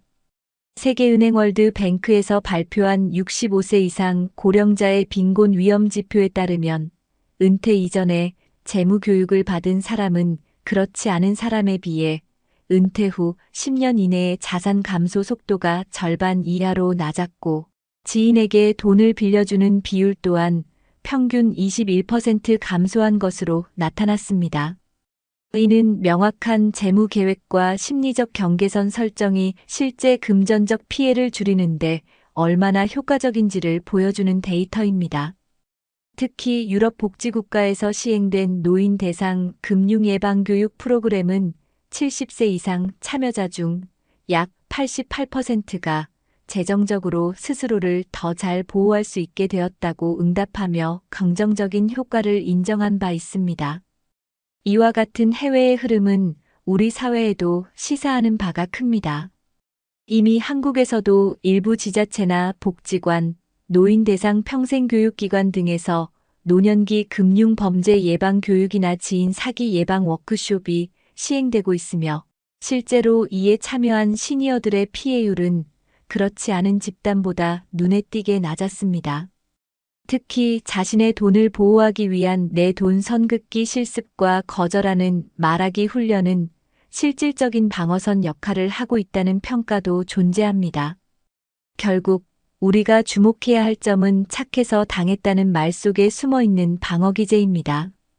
노년기에 접어든 이후에도 지인, 가족, 친구와의 관계는 소중하지만 그 소중함이 곧 맹신이 되어선 안 됩니다. 통계와 연구들은 공통적으로 말합니다. 신뢰는 사람에게 두되 돈은 원칙에 따라 움직여야 한다. 이것이야말로 우리가 노후를 지키는데 필요한 가장 기초적인 방어선이자 후회하지 않는 삶을 위한 첫걸음이 될 수 있습니다. 이제 우리는 이런 문제를 피하기 위해 어떤 선택을 해야 할까요? 먼저 전문가들은 지인 간 금전 거래에서 중요한 것은 명확한 기준 설정과 감정적 거리 조절이라고 조언합니다. 단순히 사람을 믿는 것과 돈을 맡기는 것은 전혀 다른 차원의 이야기라는 거죠. 한 번쯤 도와주자는 마음이 결국 오랜 시간 쌓아온 관계까지 무너뜨릴 수 있다는 것을 기억해야 합니다. 우리나라에서도 이러한 문제를 인식하고 지자체와 복지기관들이 실질적인 예방책을 마련해 시행 중입니다. 예를 들어 서울시 노원구는 시니어 금융안전 아카데미를 운영하고 있는데 이 프로그램은 60세 이상 시민을 대상으로 금융사기 예방법, 지인 간 금전 갈등 대처법, 계약서 작성법 등을 교육하며 참가자들에게 실제 사례 중심의 대응 시뮬레이션까지 제공하고 있습니다. 참여자들은 강의 후 실제로 누군가 돈을 빌려달라 했을 때 처음으로 거절할 수 있었다고 말할 만큼 행동 변화가 나타나고 있습니다. 또 경기 성남시는 어르신 생활금융 돌봄 서비스를 실시해 금융소외계층 노인을 대상으로 무료 재무 상담과 함께 위기 대응 컨설팅을 지원하고 있으며 지방 소도시인 강원도 정선군에서도 노인 재무 자립학교를 열어 소액 금융과 사적 관계에서의 돈거래에 대한 교육을 진행하고 있습니다. 이런 프로그램들은 단순히 정보 전달에 그치지 않고 실제 거절해보는 연습, 돈거래 시 시나리오별 대응법 등을 통해 행동 습관을 바꾸는 데 중점을 두고 있습니다. 동시에 지자체 차원에서도 금전 피해자 회복지원팀 같은 역할을 담당하는 상담센터를 지역별로 확대해 나가고 있고 은평구와 부천시 등은 노후 빈곤 예방을 위해 노인 권리 찾기 캠페인을 병행하며 어르신들이 착한 피해자가 되지 않도록 사전 개입을 강화하고 있습니다. 한편 해외에서도 우리와 비슷한 고민이 있었고 이를 해결하기 위한 시스템적 접근이 이뤄졌습니다. 일본은 2021년부터 고령층 대상 사적 금융거래 가이드라인을 법제화하여 일정 금액 이상의 지인 간 거래 시 반드시 서면 계약과 보증인을 둘 것을 권장하고 있으며 이 기준을 따르지 않은 경우 법적 분쟁 시 책임 소재가 불리해질 수 있다는 점을 명확히 했습니다. 또한 독일은 노인 금융보호 전담센터를 설립하여 65세 이상 시민이 금전 갈등을 겪거나 불안정한 거래를 제안받았을 때 무료로 법률 상담 및 조정 서비스를 받을 수 있도록 하고 있고, 프랑스에서는 70세 이상 노인의 사적 금융계약이 발생할 경우 일정 금액 이상이면 제3자 동의 및 신고 의무를 두어 사회적 고립 속에서 발생할 수 있는 재정적 피해를 구조적으로 막고 있습니다. 이처럼 해외 사례에서 공통적으로 강조하는 것은 관계 기반 거래에 제3자의 감시와 조언이 개입될 수 있는 장치입니다. 다시 말해, 아무리 가까운 사이여도 금전이 오가는 순간엔 감정이 아니라 원칙이 적용되어야 한다는 것입니다. 우리도 이제 관계 중심이 아니라 나의 노후를 보호하는 중심에서 판단하고 대응하는 연습이 필요합니다. 즉, 내가 나를 위해 선을 긋는 것이 결코 차가운 행동이 아니라 지혜로운 선택이며 노후를 지켜주는 가장 따뜻한 배려일 수 있다는 점을 기억해야 합니다. 그 시작은 아주 작은 실천에서 비롯됩니다.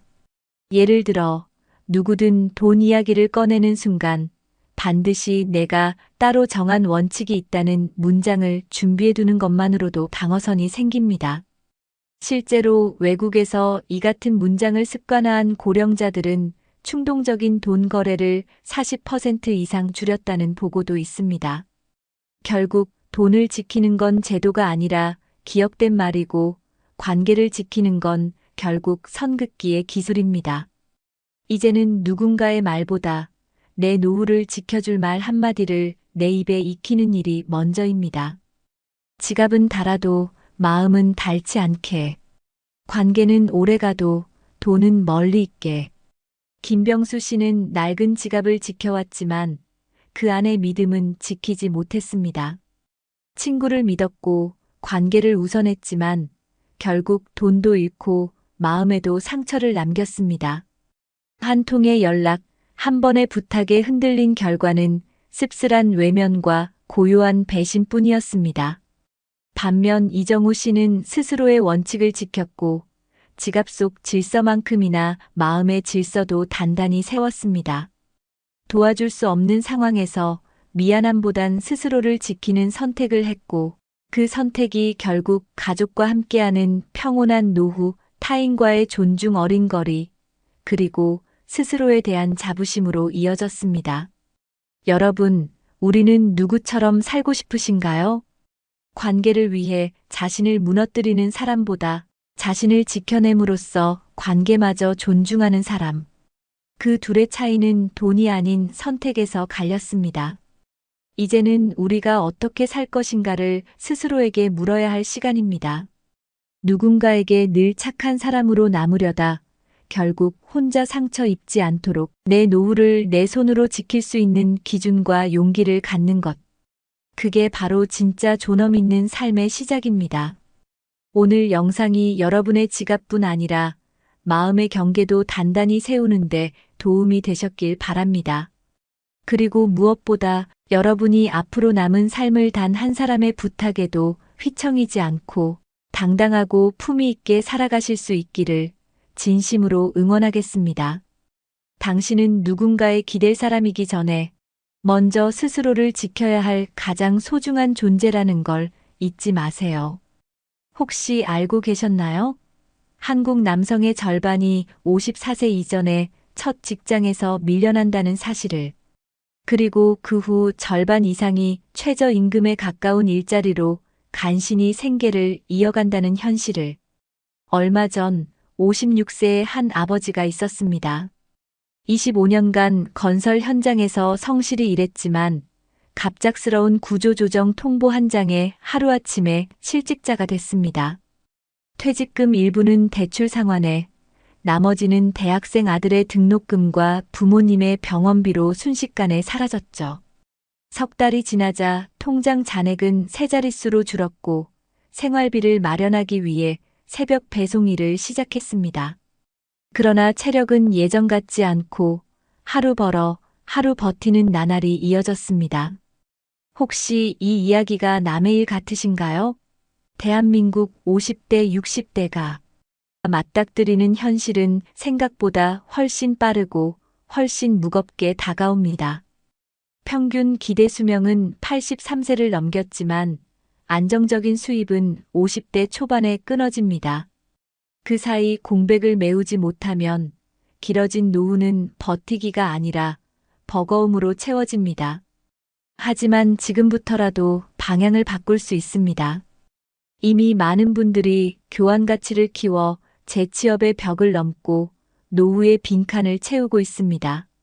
오늘 영상 끝까지 보시면 앞으로 20년을 지킬 수 있는 생존 전략을 손에 넣게 될 겁니다. 늦었다고 생각하는 순간 기회는 더 멀어집니다. 지금 시작하지 않으면 평생 후회할 수 있습니다. 본격적인 영상 시작 전에 구독과 좋아요는 영상 제작에 정말로 큰 힘이 됩니다. 또한 오늘의 영상에는 위에 말씀드린 내용과 관련된 대한민국에서 일어나고 있는 비참한 사례 한 가지와 그와 반대되는 사례를 소개해드리겠습니다. 여러분들이 다 들어보시고 어느 쪽이 내가 원하는 노후의 인생인지 생각해 보시는 시간이 되시기 바라겠습니다. 아빠, 이 차 이제 바꿀 때 되지 않았어? 토요일 오전 주차장에 세워둔 10년 된 은색 소나타 옆에서 아들이 툭 던진 말이었다. 차체 곳곳에는 작은 흠집과 도색 벗겨짐이 있었고 핸들을 잡을 때마다 삐걱이는 소리가 귀에 거슬렸다. 그러나 그는 대답 대신 창문에 묻은 먼지를 손바닥으로 쓱 문질렀다. 박성만 씨는 작년 봄까지 서울의 한 중견 건설 회사에서 부장으로 근무했다. 27년 동안 현장을 뛰며 아침 일찍 출근해 밤늦게까지 보고서를 붙들고 살았다. 그는 스스로를 현장형 관리자라 불렀다. 아침 회의 전 안전모를 쓰고 현장을 둘러보는 게 몸에 밴 습관이었다. 그 생활이 평생 이어질 거라 믿었다. 그러나 지난해 회사의 대규모 구조조정 소식이 들려왔고 명단 속에 자신의 이름을 발견했을 때 그는 그저 서류 한 장처럼 조용히 책상 위에 사직서를 올려놓았다. 퇴직금은 5억 2천만 원 숫자만 보면 결코 적지 않았다. 그러나 그 돈의 절반은 은행 대출 상환으로 빠져나갔다. 집을 살 때 받은 주택담보대출과 아이들 대학 등록금을 마련하기 위해 쓴 신용대출이었다. 남은 돈은 2억이 조금 넘었지만 부동산 세금과 부모님 병원비, 2달 뒤 결혼하는 큰딸이 혼수 자금으로 나가니 통장은 순식간에 비어갔다. 아버지, 이번 달에도 전세 대출, 이자 오를 거라네요. 작은 아들이 전화를 걸어온 날 그는 순간 말을 잇지 못했다. 기준금리가 한 번 오를 때마다 아들의 부담이 커지는 게 눈에 보였다. 그는 도와달라는 말 대신 한숨을 길게 삼켰다. 퇴직 후 한 달은 집 안정리에 시간을 썼다. 옷장 속 오래된 와이셔츠와 낡은 안전화를 정리하고 나니 하루하루가 길게 느껴졌다. 둘째 달부터는 이력서를 쓰기 시작했다. 50장이 넘는 지원서를 보냈지만 돌아온 답장은 몇 줄짜리 불합격 통보뿐이었다. 면접 기회를 얻은 건 손에 꼽을 정도였고 그마저도 면접관의 눈빛은 왜 이 나이에라는 질문을 던지고 있었다. 경력은 훌륭하신데요. 저희 팀원 평균 연령이 32입니다. 조직 적응이 쉽지 않으실 겁니다. 한 인사 담당자의 말이 마지막 면접이었다. 돌아오는 길 그는 지하철 창밖으로 스쳐 지나가는 회색 빌딩들을 멍하니 바라봤다. 생활비는 매달 마이너스였다. 아내는 식비를 줄이기 위해 대형마트 대신 동네 재래시장을 돌았다. 저녁 식탁 위 반찬 가짓수가 줄었고 고등어 대신 오징어가 자주 올라왔다. 전기료를 아끼기 위해 불필요한 방 전등을 꺼두고 겨울에는 내복 2겹을 껴입었다. 그럼에도 카드값, 결제일이 다가올 때면 그는 통장 잔액을 몇 번이고 확인했다. 우리 차 다음 검사 땐 통과할 수 있겠어? 아내가 운전석 옆에서 조심스레 물었다. 아직은 탈만해. 기름값만 잘 관리하면 돼. 그는 대답했지만 속으로는 차량 보험 갱신과 정비, 비용이 겹칠 날을 걱정하고 있었다. 지인의 권유로 부동산 중개보조원 교육을 받으러 갔다. 시간 자유롭고 수입, 괜찮다는 말에 혹했지만 현실은 달랐다. 발품을 팔아도 계약한 건 성사시키기 어려웠고 수수료는 생각보다 적었다. 3개월간 벌어들인 돈은 고작 100만 원 남짓. 그는 그 돈으로 아내 생일 선물 대신 쌀과 참기름을 샀다. 어느 날 저녁 오랜만에 가족이 모두 거실에 모였다. 큰딸이 결혼 준비로 바빴지만 시간을 내 부모 집에 들른 것이다. 아빠, 결혼식 때 신부 입장할 때 나랑 손 꼭 잡고 걸어야 해. 그 말에 그는 웃었지만 마음 한구석이 찡했다. 경제적 부담 속에서도 딸의 행복한 순간만은 지켜주고 싶었다. 그의 친구 중 몇 명은 퇴직 후 카페나 작은 음식점을 열었다. 하지만 1년을 버티지 못하고 문을 닫는 경우가 많았다. 임대료와 재료비, 인건비가 매출을 갉아먹었고 손님이 줄어드는 계절에는 빚만 늘어났다. 그는 그 모습을 보며 함부로 창업에 뛰어들 용기가 나지 않았다. 그렇게 1년이 지나갔다. 통장에 남은 돈은 500만 원도 채 되지 않았다. 차는 여전히 10년 된 소나타였고 주차장에서 마주할 때마다 이 차가 내 마지막 재산일지도 모른다는 생각이 스쳤다. 이웃 김 씨가 새 차를 뽑았다는 소문을 들었지만 그는 그냥 고개를 끄덕이며 웃었다. 안에서 들끓는 감정을 말로 꺼내진 않았다.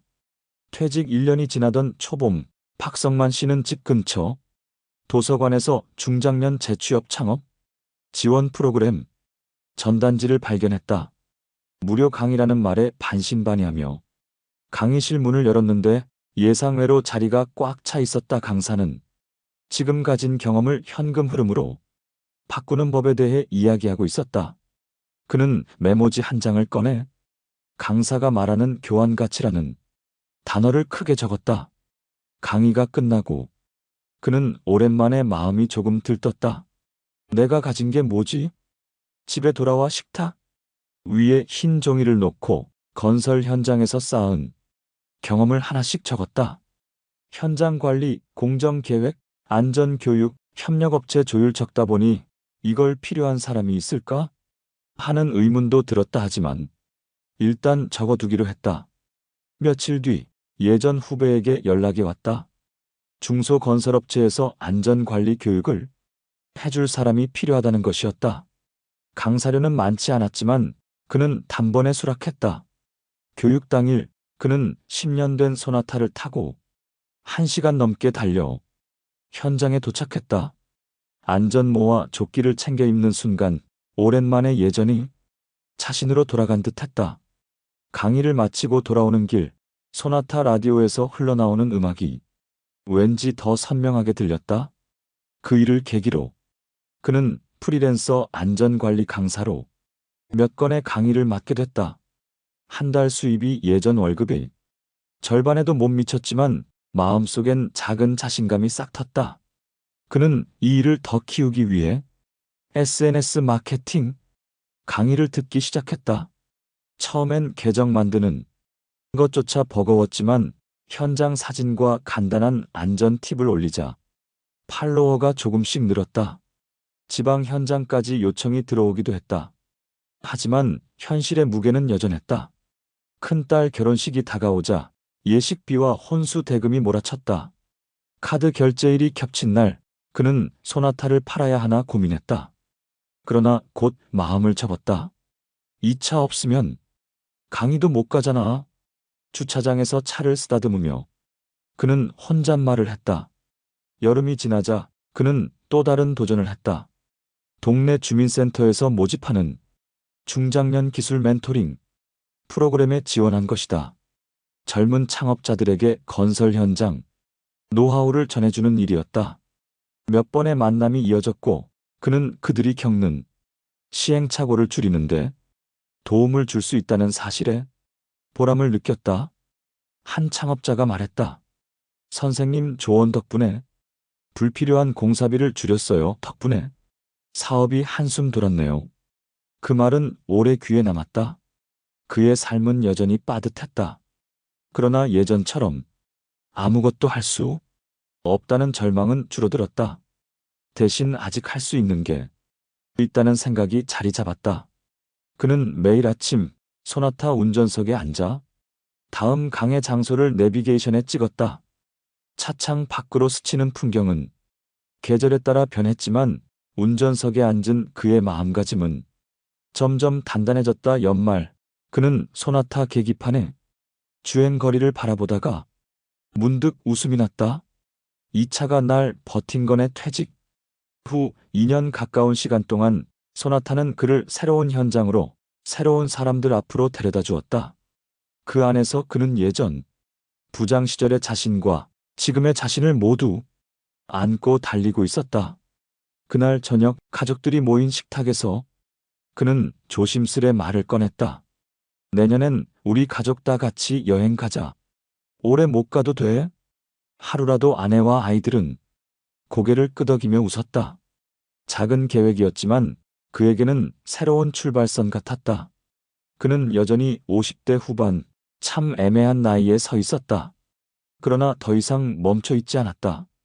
교환 가치를 키우며 남은 날들을 소나타와 함께 달릴 준비가 되어 있었다. 여러분 어떠시나요? 위의 사례는 정말 비참하고 서글픈 인생 아닌가요? 하지만 지금부터 소개해드리는 사례는 정반대의 선택으로 행복한 노후를 보내고 있는 분을 소개해드리겠습니다. 김정호 씨는 현재 강원도 평창의 작은 전원주택에서 아내와 함께 살고 있다. 마당에는 사과나무와 블루베리 나무가 줄지어 서 있고 봄이면 진달래와 철쭉이 담장을 물들인다. 아침 6시에 일어나면 그는 가장 먼저 텃밭으로 나가 감자를 확인하고 그 다음에는 주방 창가에 놓인 커피 머신을 켜 2잔의 커피를 내린다. 이 모든 일상은 그가 50대 초반부터 철저하게 준비해온 결과였다. 김 씨는 40대 후반까지 서울의 대기업 전자부품 회사에서 부장으로 근무했다. 당시 연봉은 업계 평균보다 높았지만 그는 소비를 절제하고 소득의 절반 이상을 저축이나 투자에 돌렸다. 30대부터 꾸준히 이어온 습관이었다. 사무실 점심시간마다 동료들이 새로 생긴 식당으로 몰려갈 때 그는 도시락을 챙겨 회사 옥상에서 식사했다. 술자리는 꼭 필요한 모임에만 참석했고 귀가길에는 지하철을 이용했다. 그의 철저한 재무 관리에는 이유가 있었다. 35살 때 아버지가 뇌졸중으로 쓰러져 장기간 요양 생활을 하게 됐다. 그때 가족이 겪었던 경제적 압박과 돌봄의 고통은 김 씨에게 깊은 교훈이 됐다. 그는 내 노후는 절대로 남에게 의존하지 않는다는 원칙을 세웠다. 50대에 접어들면서 그는 구체적인 은퇴 계획을 실행에 옮겼다. 첫째, 퇴직 시점에 목표 자산을 설정했다. 최소 8억 원의 순자산, 부채 없음, 그리고 월 250만 원 이상의 안정적인 현금 흐름이었다. 이를 위해 그는 주식, 채권, 부동산 임대 사업을 병행했다. 위험 분산을 위해 서울 외곽의 소형 아파트 2채를 전세로 주고 지방의 소형 상가 1곳을 월세로 돌렸다.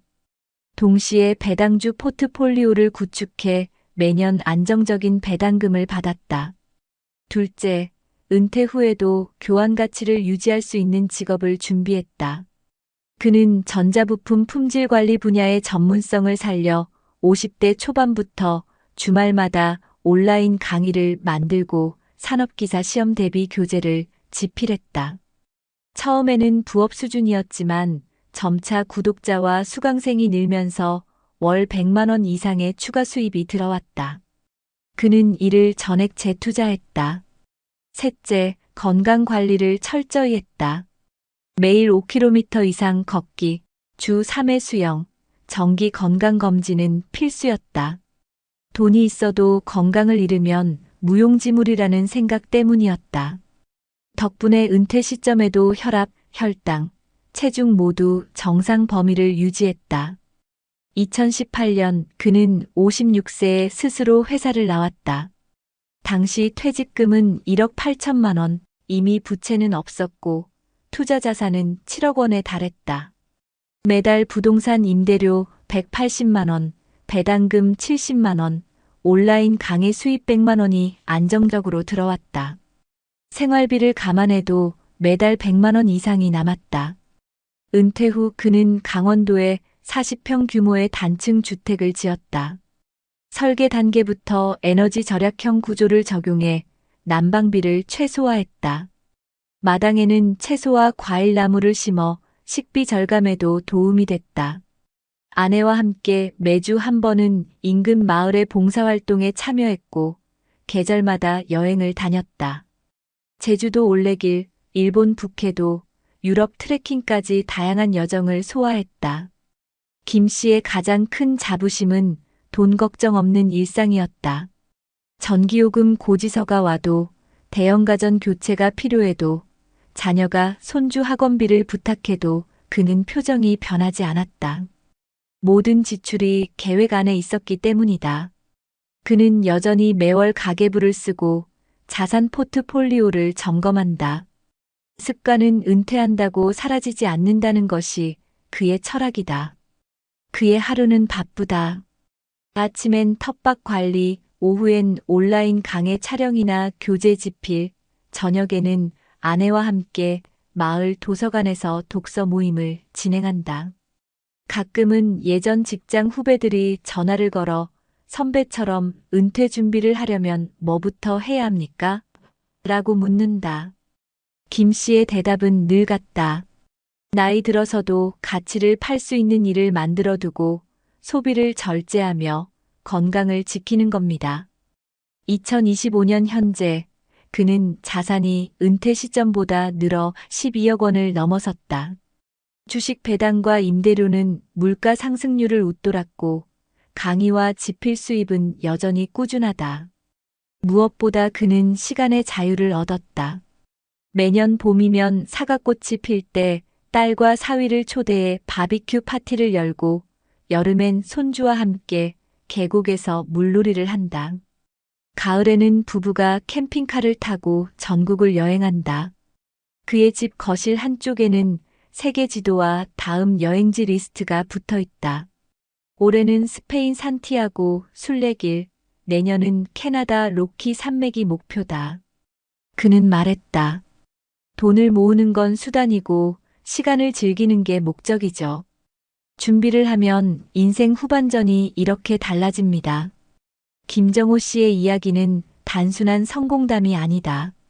철저한 계획, 소비 절제, 꾸준한 자기 개발, 건강 관리라는 4가지 원칙이 만들어낸 결과다. 그가 30년 전 세운 노후는 스스로 지킨다는 원칙은 지금도 변함없다. 그리고 그 원칙이 오늘도 그의 마당에 피어난 꽃과 웃음소리를 지켜주고 있다. 여러분, 전 세계 데이터를 보면 박성만 씨처럼 준비 없이 은퇴를 맞은 사람과 김정호 씨처럼 철저히 대비한 사람의 노후는 출발선부터 달라집니다. OECD가 발표한 고령사회 보고서 2024에 따르면 55세에서 64세 사이의 고용률은 회원국 평균 약 62% 수준입니다. 그런데 이 나이에 다시 일자리를 잡더라도 절반 이상이 정규직이 아닌 비정규직이나 단기 계약직에 머물고 있습니다. 미국 노동통계국의 분석은 더 구체적입니다.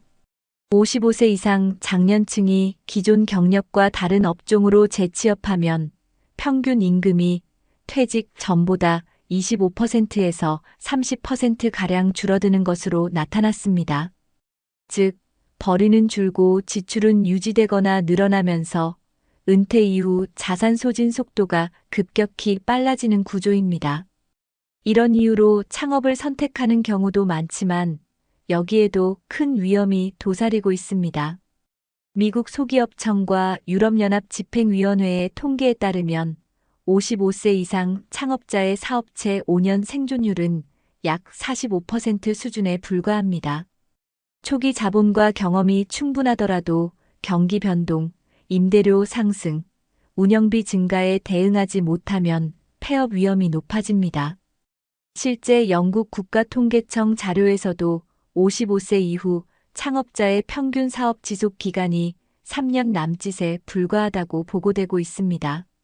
반대로 김정호 씨처럼 은퇴 전부터 다변화된 수익 구조를 마련해 둔 경우에는 상황이 크게 달라집니다. 캐나다 통계청의 분석에 따르면 은퇴 전에 부동산 임대료, 금융자산 배당, 프리랜스나 컨설팅 수입 등 최소 3개 이상의 안정적인 현금 흐름을 갖춘 가구는 그렇지 않은 가구에 비해 은퇴 후 빈곤율이 약 60% 낮았습니다. 이처럼 소득원을 여러 갈래로 두는 것은 자산 유지뿐 아니라 생활의 안정감과 심리적 여유를 동시에 지켜줍니다. 기술 변화에 대한 적응력도 중요한 변수입니다. 유럽연합 통계청이 2023년에 발표한 자료에 따르면 55세에서 64세 인구 중 기본적인 디지털 기술을 갖춘 비율이 절반에 미치지 못했습니다. 그러나 이러한 기술을 보유한 고령층의 고용률은 그렇지 않은 집단보다 평균 15%포인트 이상 높게 나타났습니다. 미국, 호주, 캐나다를 포함한 OECD 회원국을 대상으로 한 성인 역량 조사 PIAAC에서도 55세 이상 그룹은 25세에서 34세 그룹에 비해 디지털 문제 해결 능력 점수가 평균 30점 낮았는데 이 격차가 재취업과 소득 창출 기회에 직접적인 영향을 미친다는 분석이 나왔습니다. 김정호 씨가 온라인 강의와 콘텐츠 제작으로 수익을 유지할 수 있었던 것도 바로 이 디지털 역량 덕분입니다. 건강관리 또한 재정 안정성과 직결됩니다. 세계보건기구 WHO와 세계은행 월드 뱅크의 공동 연구에 따르면 고령층 가구의 약 10%에서 12%가 매년 재앙적 의료비 지출을 경험한다고 합니다. 이는 가처분 소득의 40% 이상을 의료비로 쓰는 경우를 말하며 장기 요양과 치료비는 예상보다 훨씬 빠르게 자산을 잠식합니다. 의료비 부담이 커질수록 경제활동을 지속할 체력과 여유가 줄어들고 결국 생활 수준 전반이 하락하게 됩니다. 이 모든 통계와 연구가 전하는 메시지는 단순하고도 명확합니다. 은퇴 이후의 안정은 우연히 찾아오는 것이 아니라 계획과 준비에서 비롯됩니다. 소득원을 하나만 두는 것은 위험하며 은퇴 전부터 수익 구조를 다각화하고 기술 변화에 대비하며 건강을 꾸준히 관리하는 것이 필수입니다. OECD와 국제노동기구 ILO 역시 고령층의 노동시장 경쟁력을 유지하기 위한 핵심 전략으로 평생학습, 디지털 역량 강화, 그리고 은퇴 전 현금 흐름 다변화를 공통적으로 권고하고 있습니다. 해외의 수많은 사례와 데이터가 보여주듯 박성만 씨처럼 아무 대비 없이 은퇴하면 몇 년 안에 자산이 빠르게 줄어들 수밖에 없습니다.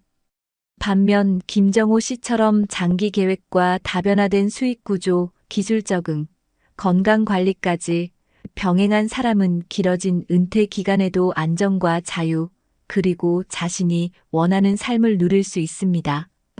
그렇다면 지금부터는 앞서 살펴본 현실을 바탕으로 전문가들이 권하는 실천 방안과 현재 대한민국 각 지자체에서 실제로 운영 중인 노인 지원 프로그램, 그리고 해외에서 유사한 문제를 해결하기 위해 시행 중인 제도까지 한 번에 정리해 드리겠습니다. 전문가들은 공통적으로 은퇴 이후 안정적인 생활을 위해 3가지를 강조합니다. 첫째, 수입원을 다변화하라. 둘째, 기술과 건강을 동시에 관리하라. 셋째, 지역사회 자원을 적극 활용하라.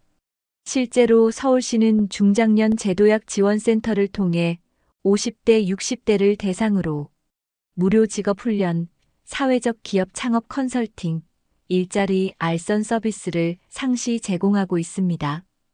경기도는 5060 신중년 일자리 박람회를 매년 개최해 경력 매칭형 재취업과 공공분야 단기 프로젝트를 연결하고 있으며 부산시는 신중년 경력형 일자리 사업을 통해 행정 지원, 문화관광 해설, 지역 돌봄 서비스 등 다양한 분야에서 월 60시간에서 120시간 근무 기회를 제공합니다.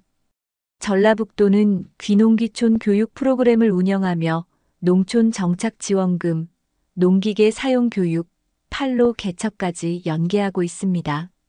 이런 프로그램들은 모두 예산 지원과 사후관리 체계를 갖추고 있어 본인의 경험과 적성을 살려 안정적으로 사회에 복귀할 수 있는 발판이 됩니다. 건강관리 측면에서도 지자체의 지원은 확대되고 있습니다. 예를 들어 대전시는 어르신 건강 100세 프로젝트를 통해 만성질환 예방 검진, 운동 처방, 영양 상담을 무료로 제공하고 전남 순천시는 마을 건강 코디네이터를 배치해 취약 고령층의 건강 상태를 정기적으로 점검합니다. 해외 사례를 보면 일본은 한국보다 먼저 고령화 사회에 진입한 만큼 체계적인 대응책을 갖추고 있습니다.